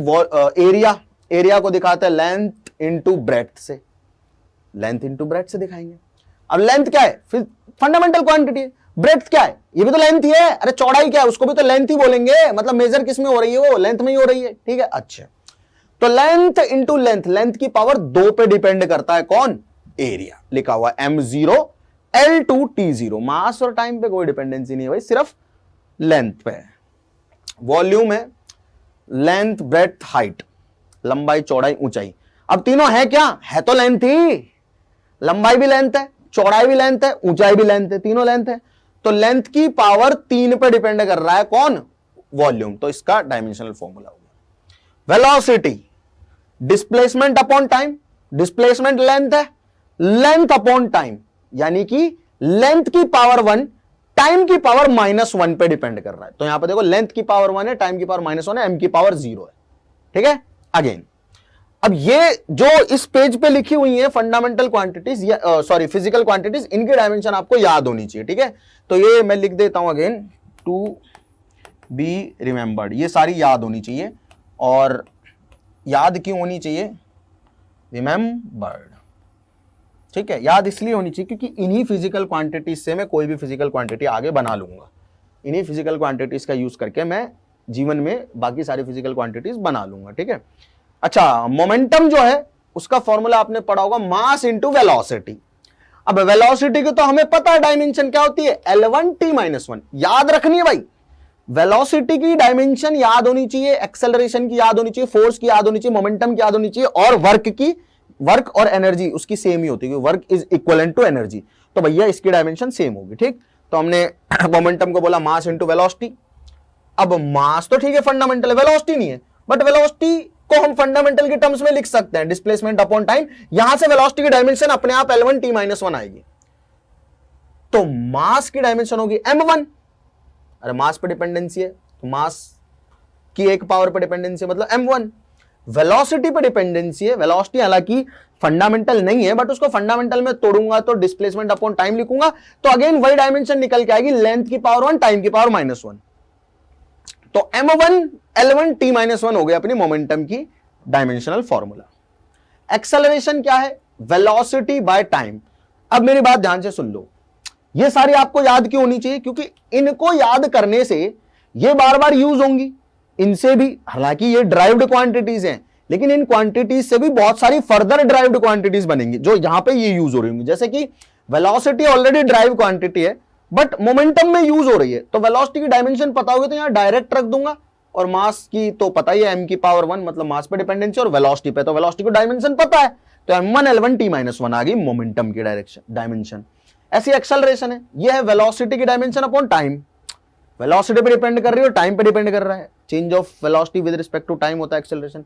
तो भैया वेलोसिटी की डायमेंशन पता है L1T-1, नीचे t की पावर 1 है अगेन। अरे वेलोसिटी की डायमेंशन पता है ना, क्या होती है भाई? वेलोसिटी की डायमेंशन होती है L की पावर 1 t की पावर -1 डिवाइडेड बाय, यहां है टाइम की पावर अगेन 1 लिख दिया। तो टाइम की पावर 1 ऊपर गया तो ऑलरेडी -1 है, एक और पावर -1 ऊपर गई तो -2 हो गई। तो L की पावर 1 t की पावर -2 और m की पावर 0। ये एक्सेलरेशन मास पे डिपेंड नहीं कर रहा। L1T-2 यह है एक्सेलरेशन की डायमेंशन। अब एक्सेलरेशन की याद हो गई तो फोर्स की ऐसी आगे, कैसे आगे देख, फोर्स होता है मास इंटू एक्सेलरेशन।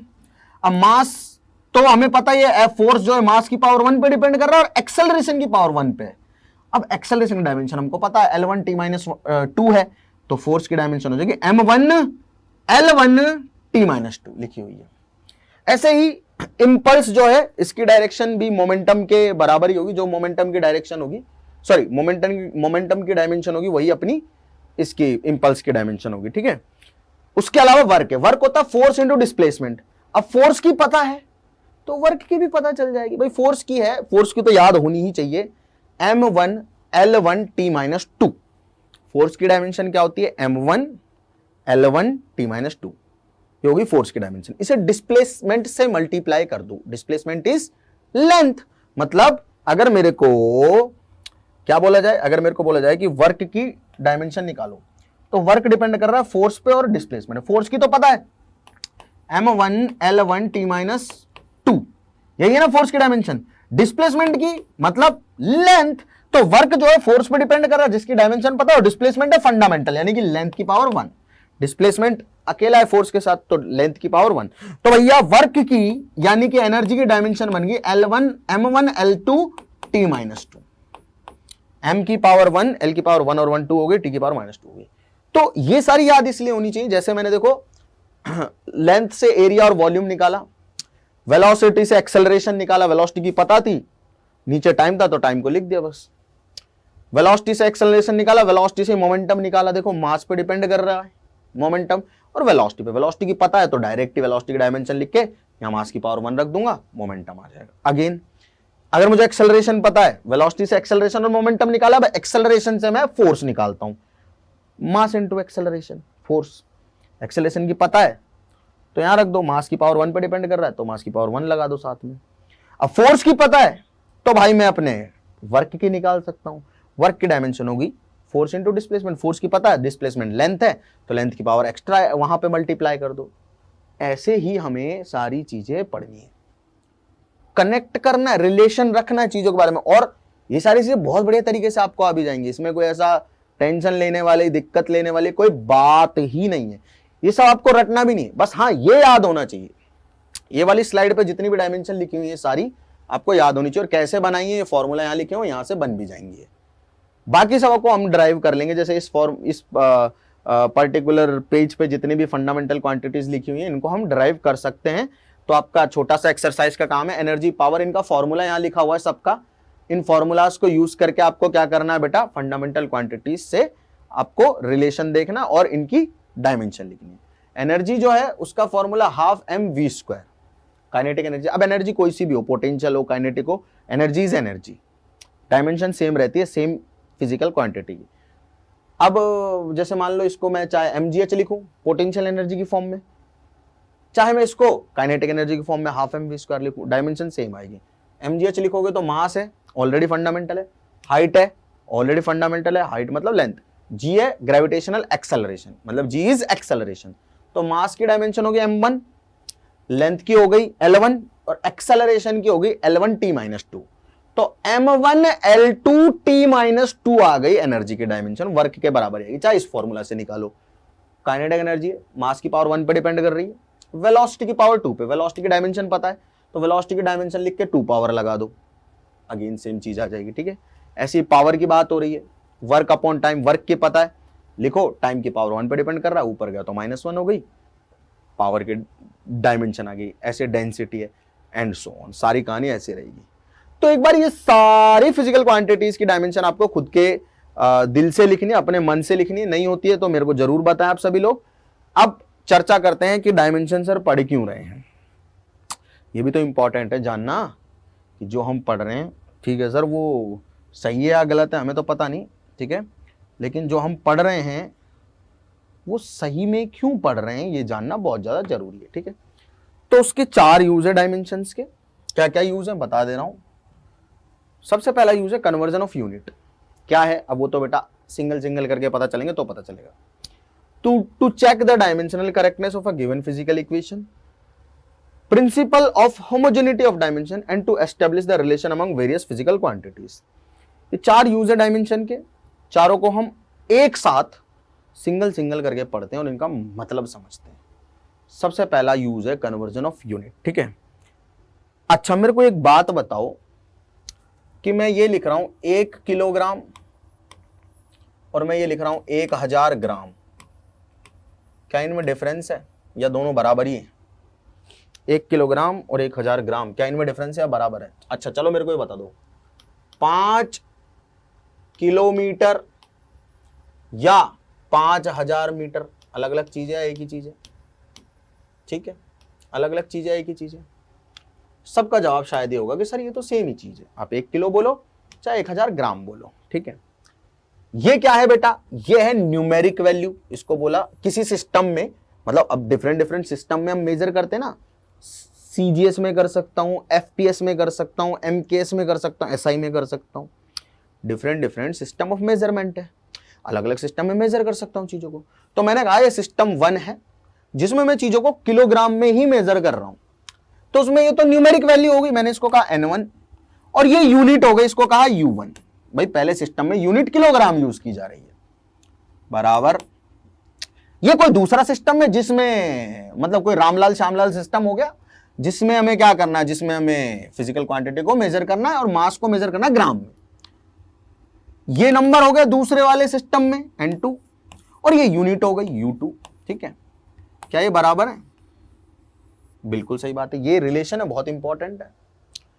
एक सिस्टम में किसी फिजिकल क्वांटिटी का मैग्नीट्यूड और दूसरे सिस्टम में मैग्नीट्यूड सेम रहता है। पहली चीज ध्यान से सुन लो इस चीज को, मतलब 1 किलो चीनी बोलूं चाहे 1000 ग्राम चीनी बोलूं, मात्रा तो सेम है ना।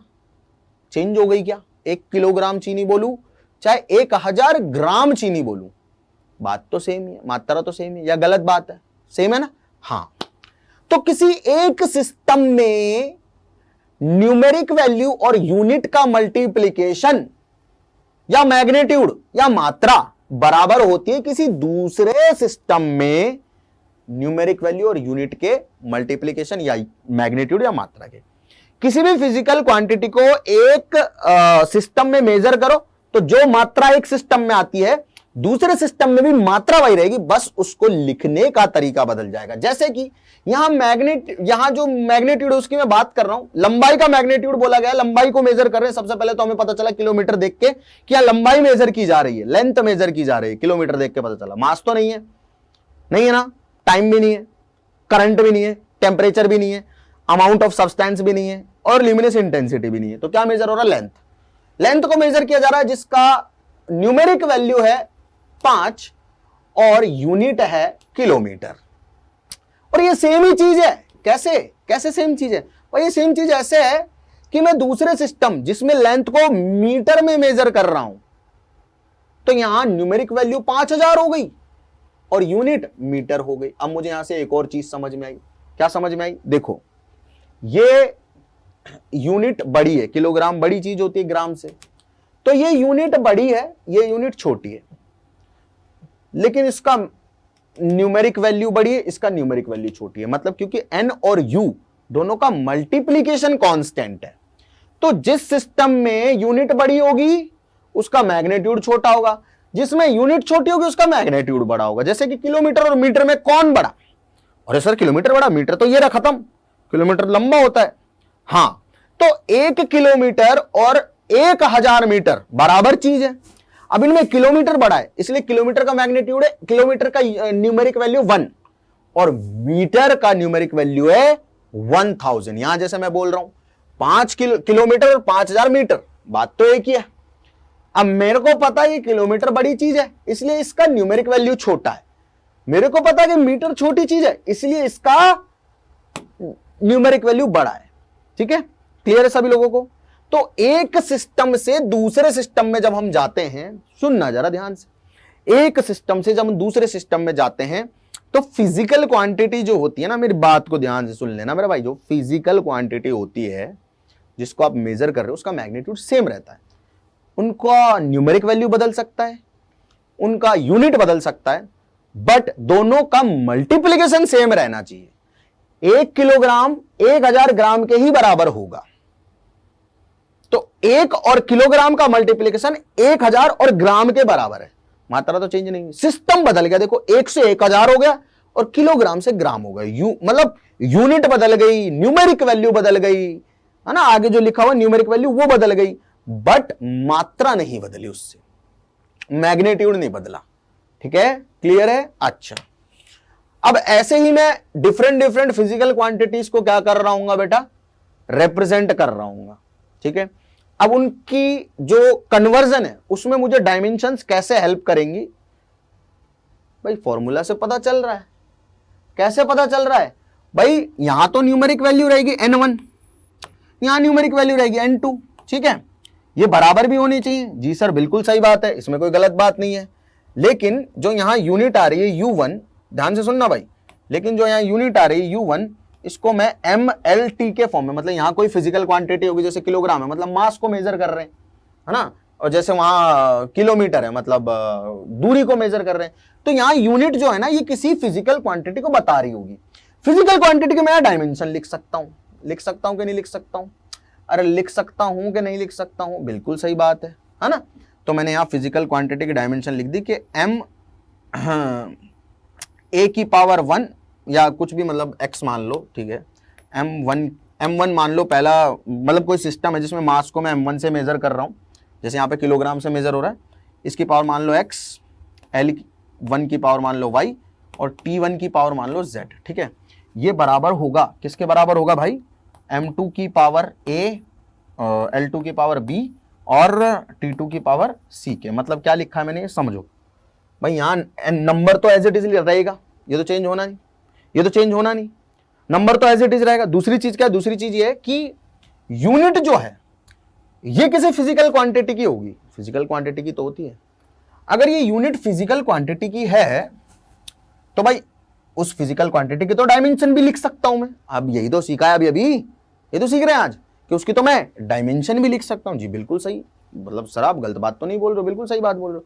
हाँ, तो उसकी मैंने यहां पे डायमेंशन लिख दी। अब पहले सिस्टम में हो सकता है कि मास है उसको मैं m1 से रिप्रेजेंट कर रहा हूं, ठीक है, लेंथ है उसको L1 से रिप्रेजेंट कर रहा हूं, मतलब हो सकता है किलोमीटर से रिप्रेजेंट कर रहा हूं पहले सिस्टम में, और टाइम को मैं आवर में रिप्रेजेंट कर रहा हूं, घंटों में रिप्रेजेंट कर रहा हूं, ठीक है। अच्छा, दूसरे सिस्टम में हो सकता है मैं मास को ग्राम में कर रहा हूं, लेंथ को मीटर में कर रहा हूं और टाइम को सेकंड में कर रहा हूं, ठीक है, ठीक है, ठीक है। अच्छा, इनकी जो पावर रहेंगी वो सेम रहेंगी, मतलब x बराबर a होगा, y बराबर b होगा और z बराबर c होगा। तो मैं पावर सेम ही कर देता हूं अगेन यहां पे, ठीक है। अब इसका क्या मतलब है, इसका मतलब ये है कि यार, ठीक है, क्या मतलब, इसका मतलब ये है कि आप ऐसा समझो, मैंने कोई फिजिकल क्वांटिटी लिखी, छोटी सी बात बता रहा हूं आप लोगों को, एक छोटा सा एग्जांपल देखे, ठीक है, ऐसे समझ में आएगा आप लोगों को, ठीक है। मैंने बोला छोटा सा एग्जांपल लेते हैं, ठीक है, लेट्स से अपन एग्जांपल ले लेते हैं बेटा, वेलोसिटी का ले लेते हैं, वेलोसिटी का ले लें। मैंने कहा, क्या कहा कि 1 मीटर पर सेकंड जो है ना वो बराबर है किसके बेटा, 18/5, सॉरी 1 किलोमीटर पर आवर बराबर है, एक सेकंड रुको, ऐसे लिखो, 1 किलोमीटर पर आवर बराबर है 5/18 मीटर पर सेकंड के, ठीक है भाई। 1 किलोमीटर है, 1 किलोमीटर पर आवर जो है 5/18 मीटर पर सेकंड के बराबर होता है, आपको पता भी होगा, नहीं पता है तो उसको लिख भी सकते हैं। मैं कह रहा हूं एक फॉर्मूला है लिखा हुआ है, ठीक है। बराबर क्यों होगा देख लो ध्यान से, या आपको ऐसा बोल दिया जाए कि 1 किलोमीटर पर आवर कितने मीटर पर सेकंड के बराबर है, तो मैंने मान लिया कि ये x मीटर पर सेकंड के बराबर है। पूछा है ना, पूछा है ना, ठीक है, देख लेते हैं अब कितने के बराबर है, ठीक है भाई। किलोमीटर पर आवर है वेलोसिटी, पहले न्यूमेरिक वैल्यू लिखी 1, तो 1 एज इट इज रहेगा। किलोमीटर पर आवर है वेलोसिटी, ठीक है, वेलोसिटी का मतलब है, वेलोसिटी के डायमेंशन लिख सकता हूं मैं L1t-1, kilometre per hour, kilometre length है तो L1 और उसकी पावर 1 पे डिपेंड करती है वेलोसिटी, आवर टाइम है, टाइम की पावर -1 पे डिपेंड करेगी, ठीक है, बराबर x एज इट इज, ठीक है। मीटर पर सेकंड, बेटा मीटर पर सेकंड भी है, लेंथ की पावर 1 और टाइम की पावर -1, ठीक है। अब यहां किलोमीटर जो है ना, ध्यान से सुनना, ये बेटा मतलब इसको L1t1 और L2t2 बोल देता हूं मैं, ठीक है, क्लियर है सभी लोगों को। मतलब अगर मैंने लेफ्ट में वेलोसिटी लिखा हुआ है, राइट में वेलोसिटी लिखा हुआ है, तो जो फंडामेंटल क्वांटिटीज है ना, उनकी जो पावर है वो सेम रहेंगी, बस वो क्वांटिटीज चेंज हो सकती है। मतलब यूनिट जो है डिफरेंट डिफरेंट यूनिट में, ऑब्वियस सी बात है, मैं डिफरेंट डिफरेंट यूनिट में अगर लिख रहा हूं सिस्टम को, तो यहां लेंथ हो सकती, यहां लेंथ किलोमीटर में मेजर की जा रही है तो L1 लिखा, टाइम आवर में मेजर किया जा रहा है तो T1 लिखा, यहां मीटर में मेजर की जा रही है तो L2 लिखा, यहां सेकंड में मेजर किया जा रहा है टाइम T2 लिखा। सेम नहीं है, ये किलोमीटर में मेजर हो रही है लेंथ L1 और ये मीटर में हो रही है इसको L2, यहां आवर में हो रहा है, यहां सेकंड में हो रहा है, ठीक है। मेरे को x की वैल्यू निकालनी है कि 1 मीटर पर सेकंड में, सॉरी 1 किलोमीटर पर आवर में कितने मीटर पर सेकंड होते हैं, ये निकालना है मुझे। ये तो चेक कर रहा हूं कन्वर्जन ऑफ यूनिट। हाँ, तो मैंने कहा यार देखो, मैं यहां लिख देता हूं कि लेंथ को L1 मान रहा हूं क्योंकि यहां पे किलोमीटर में मेजर हो रही है, टाइम आवर में हो रहा है, और मीटर को L2 मान लेता हूं, सेकंड को T2 मान लेता हूं, लेकिन पावर सेम रहेगी। वेलोसिटी चाहे किसी भी सिस्टम में आप मेजर करो, लेंथ की पावर 1 पे और टाइम की पावर -1 पे डिपेंड करेगी, पावर सेम रहेंगी। आप किसी भी सिस्टम में जाके क्या करो, चेक करो। आप वेलोसिटी को किसी भी सिस्टम में लिखो, आप एक्सेलरेशन को किसी भी सिस्टम में लिखो, तो मतलब यहां निष्कर्ष ये निकलता है कि किसी भी फंडामेंटल क्वांटिटी को आप किसी भी सिस्टम में मेजर करो, XYZ कोई भी सिस्टम में मेजर करो, CGS में करो, FPS में करो, MKS में करो, SI में करो या कोई और में करो, जो उनकी डिपेंडेंसी है ना फंडामेंटल क्वांटिटीज पे, किसी भी फिजिकल क्वांटिटी की, वो डिपेंडेंसी चेंज नहीं होगी। ठीक है, जैसे यहां लेंथ की पावर 1 है, t पावर -1 है ना, तो दूसरे सिस्टम में भी यही रहेगा। ठीक है, अब मेरे को पता, एक तो एज इट इज लिख देता हूं मैं। ठीक है, मेरे को पता है कि यार यहां किलोमीटर में है लेंथ। ठीक है, तो 1 किलोमीटर में कितने मीटर होते हैं? 1000, तो 1000 लिख दिया। ठीक है, इनटू यहां t की पावर -1 है। ठीक है, अब ये घंटा था, घंटे में 1 घंटे में कितने सेकंड होते हैं भैया? 3600 सेकंड होते हैं, 3600, इसकी पावर -1 कर दी, बराबर आ जाएगा x। ठीक है, मैं लिख भी देता हूं 1000 मीटर और 3600 सेकंड। ठीक है, यहां लिख देता हूं x L2 मीटर में ये, और T2 की पावर -1 किस में है बेटा? ये अगेन सेकंड में। ठीक है, तो अपने पास यहां भी मीटर पर सेकंड, मीटर इंटू सेकंड में आंसर आ जाएगा, मीटर पर सेकंड में। ठीक है, इसको सॉल्व करोगे तो आपके पास x की वैल्यू अगेन वही आएगी। क्या आएगी भाई? क्या आएगी भाई? 35/18 मीटर पर सेकंड। ठीक है, इसको भी अपन मीटर और सेकंड में लिख लेते हैं यहाँ पे। ठीक है, तो मैंने लिख दिया यहाँ पे 1 मीटर इंटू 1 सेकंड इनवर्स। ठीक है भाई, लेंथ को किस में मेजर कर रहे हैं? मीटर में। टाइम को किस में कर रहे हैं? सेकंड में, तो लिख दिया मैंने। ठीक, तो इसको सॉल्व कर लेंगे तो यहाँ से अपने पास वैल्यू हो जाएगी। अब ऐसे ही इसी के बेस पे हमें एक और सवाल करना है। सवाल है वैल्यू ऑफ ग्रेविटेशनल कांस्टेंट जी है जो, उसकी वैल्यू ये दे रखी है SI यूनिट में, न्यूटन मीटर स्क्वायर पर किलोग्राम स्क्वायर। मेरे को कहा गया कि इसको कन्वर्ट करना है CGS सिस्टम में। किस में कन्वर्ट करना है? CGS सिस्टम में कन्वर्ट करना है इसको। ठीक है, तो G जो है बेटा, उसकी न्यूमेरिक वैल्यू, मतलब हमें पता है N1U1 जो है बराबर होगा N2U2 के। ठीक है, मतलब एक सिस्टम से दूसरे सिस्टम में कन्वर्ट करना है। एक सिस्टम कौन सा यूनिट का? SI, उसे CGS में कन्वर्ट करना, कोई दिक्कत ही नहीं है। देखो कैसे दिक्कत नहीं है, यहां लेगा 6.67 इंटू 10 टू पावर -11। ठीक है, अब देख लो भाई, हमें पता है कि हम जो मेजरमेंट लेते हैं SI में, ये यूनिट का पहला सिस्टम ऑफ यूनिट पहला जो है वो SI में हम क्या करते हैं? मास को लिखते हैं किलोग्राम में, तो मैं यहाँ लिख देता हूँ किलोग्राम। ठीक है, और चलो डायमेंशन ही लिख देता हूँ पहले, छोड़ो। डायमेंशन क्या होगी? देखो जी की डायमेंशन क्या होगी ये देख लेते हैं। यहां से जी की डायमेंशन मिल जाएगी, न्यूटन मीटर स्क्वायर पर किलोग्राम स्क्वायर। यहां से अपन को डायमेंशन मिल जाएगी। न्यूटन किसकी डायमेंशन यूनिट होता? फोर्स की डायमेंशन लिख दो, M1L1T-2। मीटर स्क्वायर मतलब लेंथ का स्क्वायर, तो L2 divided by kilogram square मतलब मास का पावर 2। किलोग्राम क्या है बेटा? मास को मेजर करता है, तो फंडामेंटल क्वांटिटीज पे जो डिपेंडेंसी उसको लिख दिया। ये ऊपर गया तो M1 इंटू M की पावर -2, L की पावर 3 और T की पावर -2 आ गया। -2 और 1 -1 हो गया, और L3 हो गया और T -2 हो गया। तो ये हमारे पास में G की डायमेंशन आ गई, ग्रेविटेशनल कांस्टेंट की डायमेंशन आ गई। लिखो भाई यहाँ पे, यहाँ लिखा मैंने M1 की पावर -1, L1 की पावर 3 और T1 की पावर 2। ठीक है, M1 L1 T1 क्यों? क्योंकि SI सिस्टम में मास को किलोग्राम में, लेंथ को मीटर में और टाइम को सेकंड में मेजर करेंगे। ये बराबर होगा, मान लेता हूं मैं, X वैल्यू आ रही है न्यूमेरिक वैल्यू CGS सिस्टम में। अब CGS सिस्टम में हम बेटा मास को मेजर करेंगे किसमें? ग्राम में। ठीक है, तो मास को हम ग्राम में मेजर करें, किलोग्राम में था तो M1 था, ग्राम में आएगा तो M2 हो जाएगा, लेकिन पावर सेम रहेगी। एक क्वांटिटी को आप किसी भी सिस्टम में लेके जाओ, पावर चेंज नहीं होगी। ठीक है, यूनिट चेंज हो जाएगी, मैग्नीट्यूड चेंज हो जाएगी, ये वैल्यू चेंज हो जाएगी, लेकिन पावर चेंज नहीं होगी। तो -1 लिखा, L2 की पावर 3 लिखा, अगेन T2 की पावर 2 लिखा। ठीक है, अच्छा अब यार 6.67 as it is into 10 to power -11 as it is. ठीक है, अब मैं यहाँ पे थोड़ा थोड़ा यूनिट्स में लिख देता हूँ। ठीक, जैसे कि ये था अपना, अपन को CGS में लिखना है ना। किस में लिखना है भाई? CGS में। अरे समझ रहे हो, CGS में लिखना है ना। क्लियर है ना ये बात सभी को? ठीक है, तो अपन को सारे सिस्टम को CGS में लेके आना है। किस में लेके आना है? CGS में लेके आना है। ठीक, तो अपन ने यहाँ पे लिख दिया भाई किलोग्राम। क्या लिख दिया भाई? किलोग्राम। ठीक है, तो ये हो गया किलोग्राम की पावर -1। यहाँ यूनिट लिखी, ये होगा मीटर की पावर 3 और ये होगी सेकंड की पावर 2। ठीक है, ये बराबर होगा x।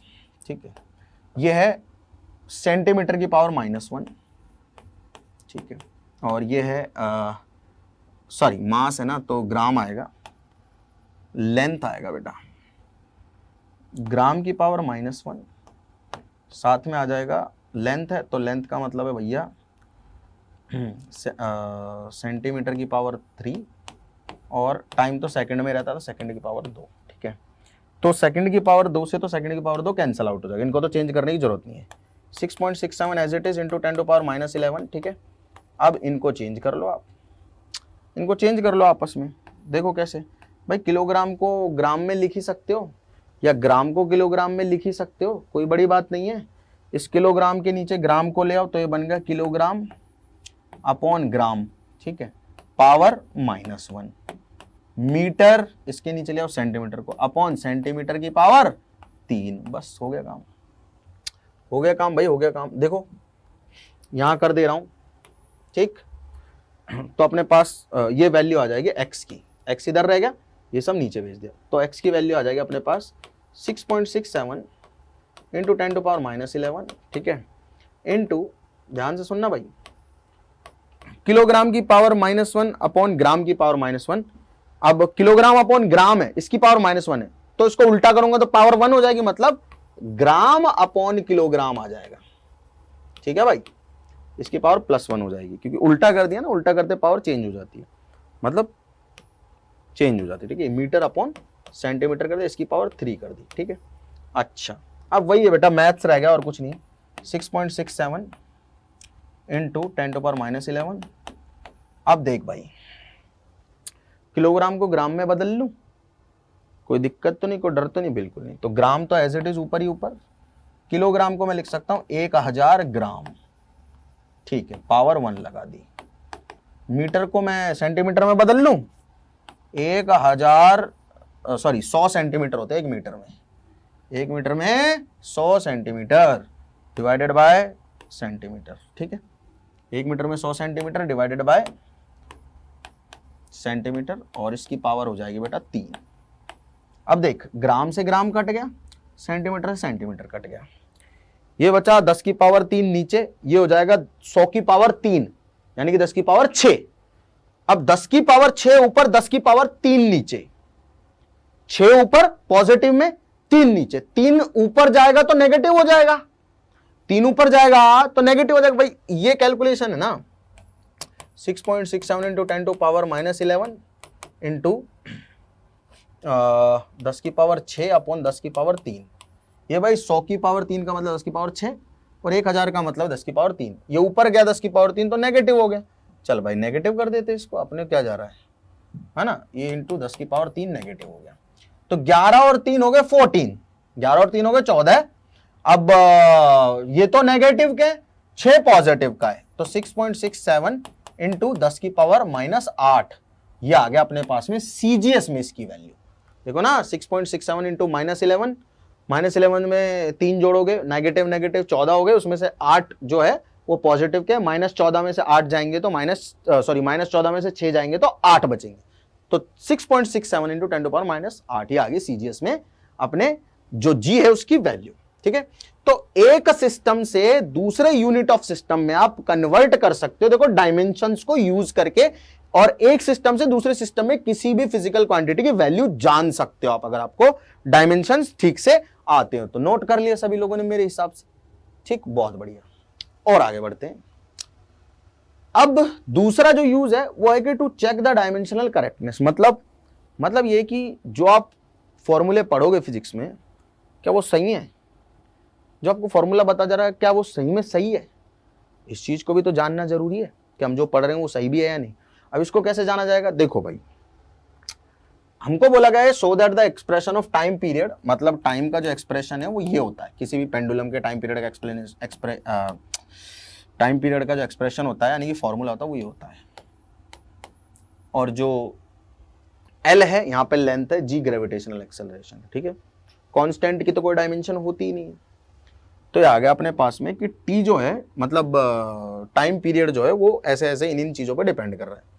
आपको एक चीज का ध्यान रखना है कि अगर कोई फॉर्मूला करेक्ट है, अगर कोई फॉर्मूला करेक्ट है ना, तो इसका मतलब जो लेफ्ट हैंड साइड में डायमेंशन होगी वो राइट हैंड साइड के डायमेंशन के बराबर होनी चाहिए। मतलब राइट हैंड साइड में डायमेंशन और लेफ्ट हैंड साइड में डायमेंशन सेम होनी चाहिए। अब भाई टाइम की डायमेंशन क्या होती है? टाइम तो अपने आप में फंडामेंटल क्वांटिटी, तो टाइम की डायमेंशन, टाइम की पावर 1 है यहाँ पे, तो टी की पावर 1 हो जाएगी, एम की पावर 0 होगी, एल की पावर 0 होगी और टी की पावर 1 होगी। ये हो जाएगी डायमेंशन लेफ्ट हैंड साइड में। राइट हैंड साइड में 2 पाई, इसको गोली मारो, इसकी तो कोई डायमेंशन होगी भी नहीं, अंडर रूट में होगी, लेंथ की डायमेंशन होती है L1 डिवाइडेड बाय जी है ग्रेविटेशनल एक्सेलरेशन, एक्सेलरेशन की डायमेंशन होती है L1 t-2। लिखी? बिल्कुल लिख दी। हमने चेक किया कि यार हाँ L1 से L1 कट गया, टी की पावर -2 ऊपर गया तो बच गया अंडर रूट में टी की पावर 2, अंडर रूट से स्क्वायर खत्म हुआ तो टी की पावर 1 बाहर आ गया। तो लेफ्ट हैंड साइड और राइट हैंड साइड की अगर डायमेंशन सेम है मतलब फॉर्मूला करेक्ट है। लेफ्ट हैंड साइड और राइट हैंड साइड की अगर डायमेंशन सेम है, कोई भी फॉर्मूला आपको दिया जाए उसको अगर आपकी चेक करना है कि ये फॉर्मूला करेक्ट है या नहीं है तो वो डायमेंशनली करेक्ट होना चाहिए। मतलब लेफ्ट हैंड साइड में जो डायमेंशन लिखी हुई है वही राइट हैंड साइड के डायमेंशन के बराबर होनी चाहिए, तो डायमेंशन से हम ये भी चेक कर सकते हैं। नेक्स्ट है प्रिंसिपल ऑफ होमोजेनिटी। होमोजेनिटी का मतलब क्या है? एक समानता। यानी कि जैसे मेरे को बोला गया velocity v of a particle depends upon the time according to the equation v बराबर a plus B T plus C upon D plus T. ठीक है, अब होमोजेनिटी का क्या यूज है ये समझा देता हूं। ठीक है, आपको पूछा गया है कि ए बी सी डी का डायमेंशन बताओ। अबे यार ये कैसे बताया जाए? बहुत आसान है। पता क्या है, आपको अगर मैं ये बोलूं कि 2 गधे और 4 गधे कितने हो गए, तो आप कहोगे 6 गधे, मतलब जुड़ गए, एडेबल थी चीजें। मैं कहूं कि 2 गधे और 4 घोड़े, तो बताओ कितने हुए, तो आप ये नहीं बोलोगे कि 6 गधे, आप ये भी नहीं बोलोगे कि 6 घोड़े, आप बोलोगे 2 गधे और 4 घोड़े, मतलब ये एडेबल नहीं था। तो गधे में गधा जुड़ेगा, घोड़े में घोड़ा जुड़ेगा, टाइम में टाइम जुड़ेगा, लेंथ में लेंथ जुड़ेगी, मास में मास जुड़ेगा। अगर मैं आपसे कहूं 2 किलो चीनी और 2 किलोमीटर दूरी, बताओ कितने हुए? 2 किलो चीनी अलग चीज है, 2 किलोमीटर चीज अलग चीज है, तो इनको हम ऐड नहीं कर सकते। अगर किसी इक्वेशन में कोई चीज ऐड हो रही है या सबट्रैक्ट हो रही है, घट रही है, ऐड और सबट्रैक्ट हो रही है, तो वो दोनों सेम होनी चाहिए। बस ये है होमोजेनिटी। अगर किसी इक्वेशन में 2 चीजें ऐड या सबट्रैक्ट हो रही हैं तो बस वो दोनों सेम होनी चाहिए। बस ये है। If 2 things are getting added और सबट्रैक्टेड इन अ इक्वेशन, तो वो दोनों सेम होनी चाहिए। मतलब क्या? देख ध्यान से देख, ये है वेलोसिटी, तो लेफ्ट साइड में डायमेंशन तो हमें पता है वेलोसिटी की m0 L1 t-1 होती है, पता है ना? बहुत बढ़िया। अब राइट साइड को जरा देख लो एक बार। राइट साइड में a plus B T plus C upon D plus T. भाई पहली चीज ये है कि ये मेरे को पता चला, क्या मेरे को पता चला कि वेलोसिटी जो है वो ए पर डिपेंड कर रही है, बी टी पर डिपेंड कर रही है और सी अपॉन डी प्लस टी पर डिपेंड कर रही है। इसका मतलब क्या है भाई? ये वेलोसिटी होनी चाहिए, ये दोनों का मल्टीप्लीकेशन वेलोसिटी होना चाहिए और ये तीनों का जो भी रिजल्ट निकलेगा वो वेलोसिटी होना चाहिए। क्योंकि वेलोसिटी में वेलोसिटी ऐड होगी तभी तो वेलोसिटी आएगी। अरे लेफ्ट साइड हैंड साइड में वेलोसिटी है, इसका मतलब प्रैक्टिकली ये है कि 14 मीटर पर सेकंड प्लस 12 मीटर पर सेकंड प्लस 2 मीटर पर सेकंड, ऐसा कुछ है। ये अलग अलग फॉर्म में लिखा हुआ है, बस इसका मीनिंग ये है। तभी तो बेटा यहां पे कुछ नई वेलोसिटी आएगी, 14 12 26 2 28 मीटर पर सेकंड, कुछ ऐसा आएगा। वेलोसिटी में वेलोसिटी ऐड होगी। भाई 3 चीजें ऐड हो रही हैं, ध्यान से सुन लो। कौन कौन सी? ए, ठीक है सर, बी टी और सी अपॉन डी प्लस टी। इसका मतलब ये तीनों इंडिविजुअली वेलोसिटी होनी चाहिए। 3 चीजों का सम वेलोसिटी आ रहा है, मतलब तीनों चीजें ही वेलोसिटी को रिप्रेजेंट करनी चाहिए। तो एक ही डायमेंशन तो हमें सीधा सीधा पता चल गई। क्या पता चल गई भाई? L1 t-1, जो वेलोसिटी की डायमेंशन है वही एक ही डायमेंशन होगी। अच्छा, फिर बीटी की जो डायमेंशन है वो भी वेलोसिटी की डायमेंशन के बराबर होनी चाहिए। क्यों? अरे 3 वेलोसिटी ऐड होंगी तभी तो वेलोसिटी आएगी। वेलोसिटी कब निकलेगी? जब वेलोसिटी में वेलोसिटी ऐड होगी या वेलोसिटी में से वेलोसिटी सबट्रैक्ट होगी, तभी वेलोसिटी रिजल्ट आएगा। नहीं तो नहीं आएगा। यहां और कुछ नहीं हो सकता था इन तीनों की जगह, यहां वेलोसिटी वेलोसिटी वेलोसिटी। हाँ ये बी सी डी ये कुछ भी हो सकते हैं, लेकिन जब ये ऐड हो रहे हैं ना, तो जो अलग अलग चीजें ऐड हो रही हैं, they have to make sure कि जब एडिशन या सब्ट्रैक्शन इनका हो रहा है तो जो रिजल्ट आ रहा है वो करेक्ट हो डायमेंशनली। यानी कि अगर लेफ्ट साइड में वेलोसिटी है तो राइट साइड में भी वेलोसिटी होना चाहिए, है ना। अब वेलोसिटी ये हो सकता है, ये दोनों का मल्टीप्लिकेशन हो सकता है, या तीसरी टर्म हो सकती है, ठीक है।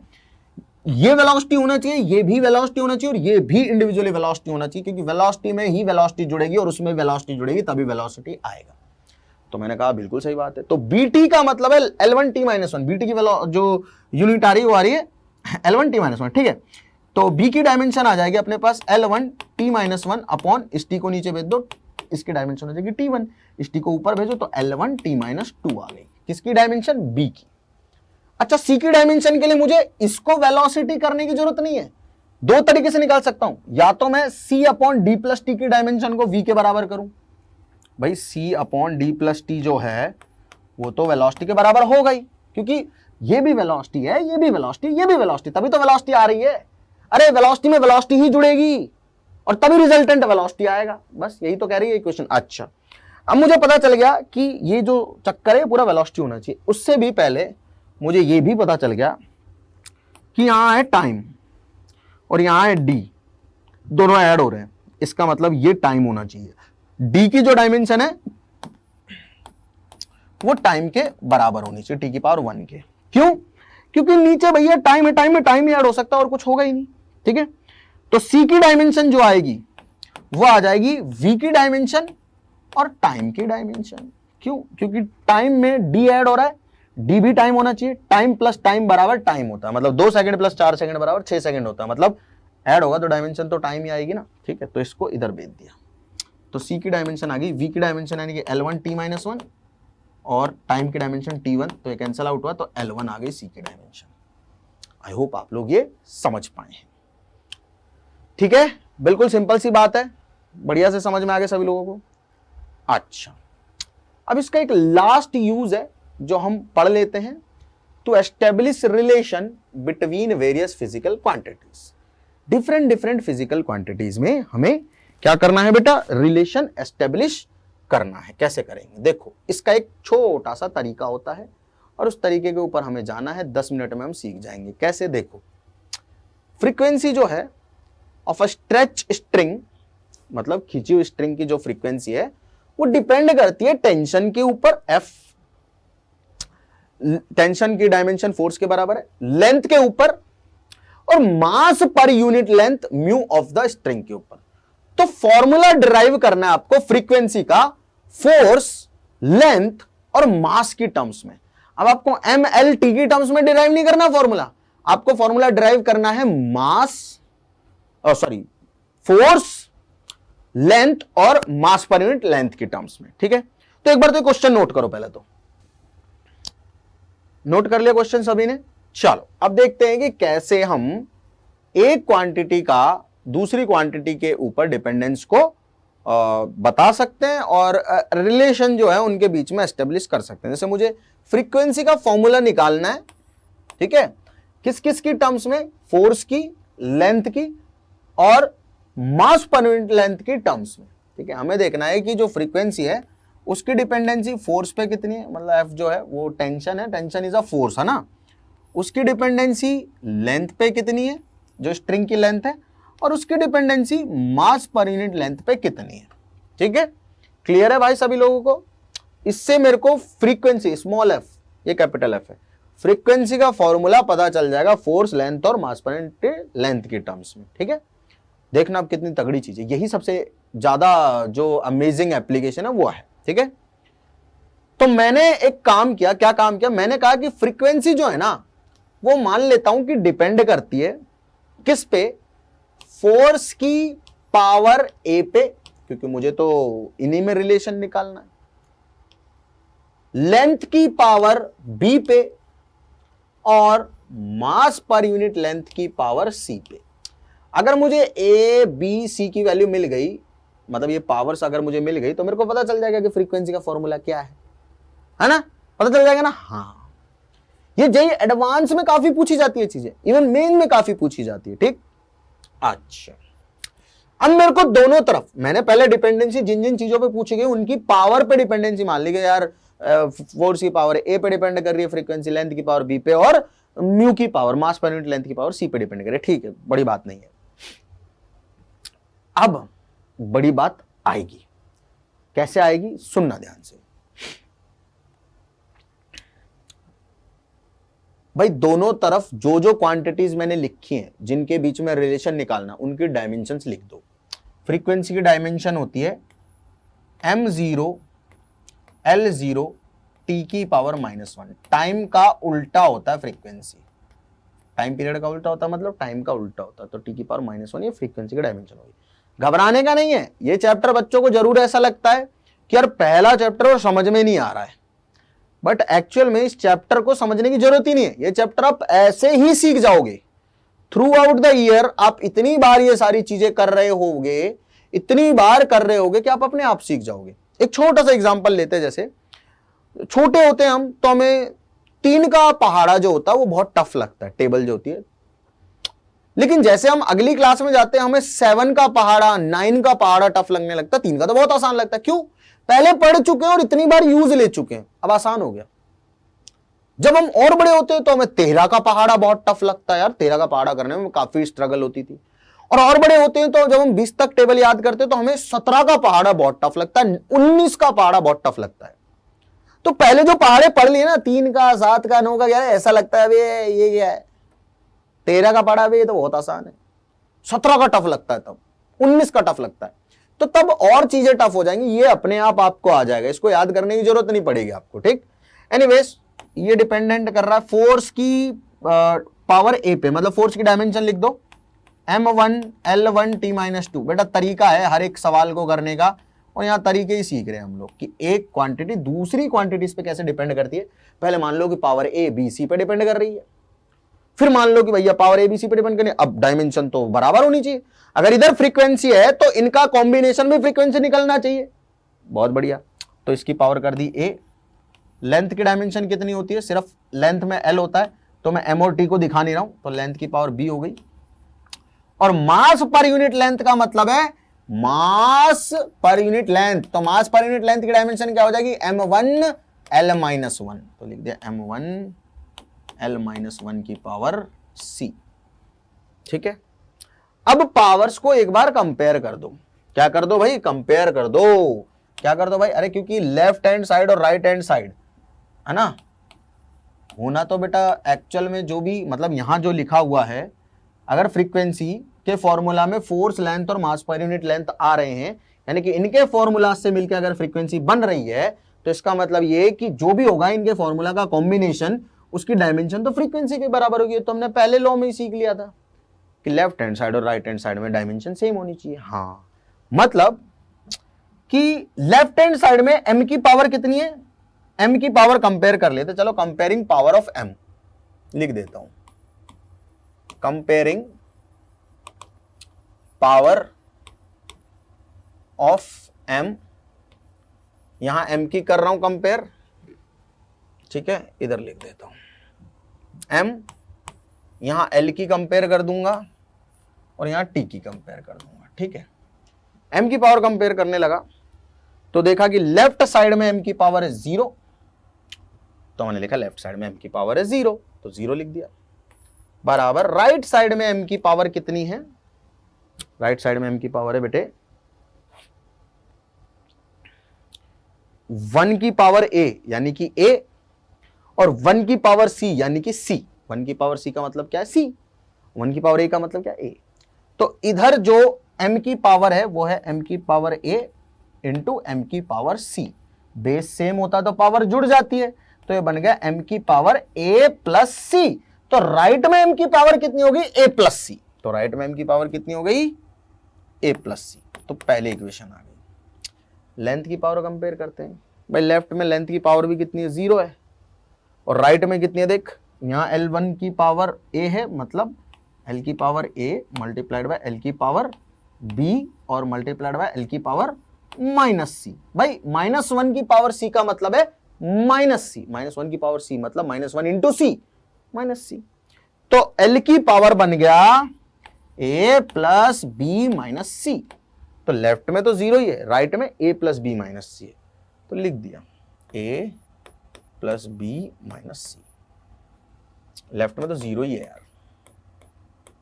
अब तीसरी चीज, लेफ्ट में टी की पावर कितनी है? -1, ठीक है, और राइट में टी की पावर कितनी है? यहां भी टी नहीं है, यहां भी टी नहीं है, सिर्फ यहां है -2 की पावर ए मतलब -2a। तो लेफ्ट में है -1 और राइट में -2a। लेफ्ट में है -1 और राइट में है -2a। -1 से -1 कटा, a की वैल्यू आ गई 1/2। a की वैल्यू यहां रखो, 0 बराबर 1/2 प्लस सी। सी की वैल्यू आ गई -1/2। ए बी सी की वैल्यू ही तो निकालनी थी यार। और ए की वैल्यू है हमारे पास, सी की वैल्यू, ए की वैल्यू है 1/2 प्लस बी की हमें निकालनी है माइनस, सी की वैल्यू है 1/2 माइनस में। तो ये हो गया 0 बराबर 1 बी प्लस हो गया 1/2 प्लस बी प्लस 1/2। तो ये हो गया 1 प्लस बी, 1/2 और 1/2 कितना हो गया? 1 हो गया। इस 1 को इधर ले आओ तो बी की वैल्यू आ गई -1। तो ए बी सी की वैल्यू हमारे पास आ गई, ठीक है, 1/2 -1 और -1/2। अब हम आगे चलते हैं। हमने कहा था फ्रीक्वेंसी जो है ना वो डिपेंड करती है फोर्स की पावर ए पे, लेंथ की पावर बी पे और म्यू की मास पर यूनिट लेंथ की पावर सी पे, है ना। अब ए बी सी को निकालने के लिए हमें यहां पे इनकी डायमेंशन रखनी पड़ी और कंपेयर करना पड़ा, और हमने इक्वेशंस बनाई, कंपेयर करके लेफ्ट और राइट की डायमेंशन हमने ए बी सी की वैल्यू निकाल भी ली। अभी जो वैल्यू आ रही है ध्यान से सुन लेना, उसको यहां रख दो भाई। फोर्स की पावर ए की वैल्यू कितनी आई? देखो 1/2 आई गेस, हाँ, फिर -1 और फिर -1/2,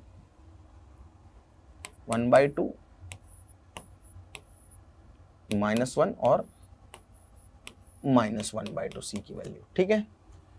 इसका मतलब फ्रीक्वेंसी जो है वो √f मल्टीप्लाई बाय 1/L, भाई लेंथ की पावर -1 का मतलब 1/L मल्टीप्लाई 1/√of म्यू, क्योंकि बेटा म्यू की पावर -1/2 का मतलब है 1/म्यू की पावर 1/2 और 1/2 अपन √रूट से दिखाते हैं।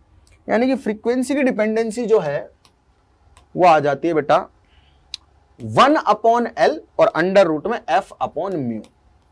तो ये बेटा फॉर्मूला बन गया फ्रीक्वेंसी का, किसकी टर्म्स में भैया? ये फॉर्मूला बन गया फ्रीक्वेंसी का force mass per unit length और लेंथ की टर्म्स में।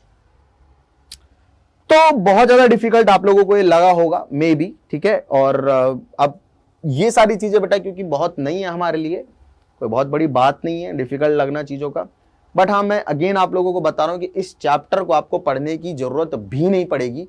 आप बस एक बार देख लीजिए, कंटेंट अपने पास रख लीजिए, समझने की कोशिश कीजिए कि हो क्या रहा है, ये टीचर कर क्या रहा है, आपको भी सेम फीलिंग आने लग जाएगी। एनीवेज बहुत जल्द हम लोग स्टार्ट करने वाले हैं काइनेमैटिक्स, और वहां से अपने को तगड़ी फील आना स्टार्ट हो जाएगी, ठीक है। तो see you in the next lecture. तब तक के लिए जुड़े रहिए, पढ़ते रहिए, पढ़ ले जेई के साथ में।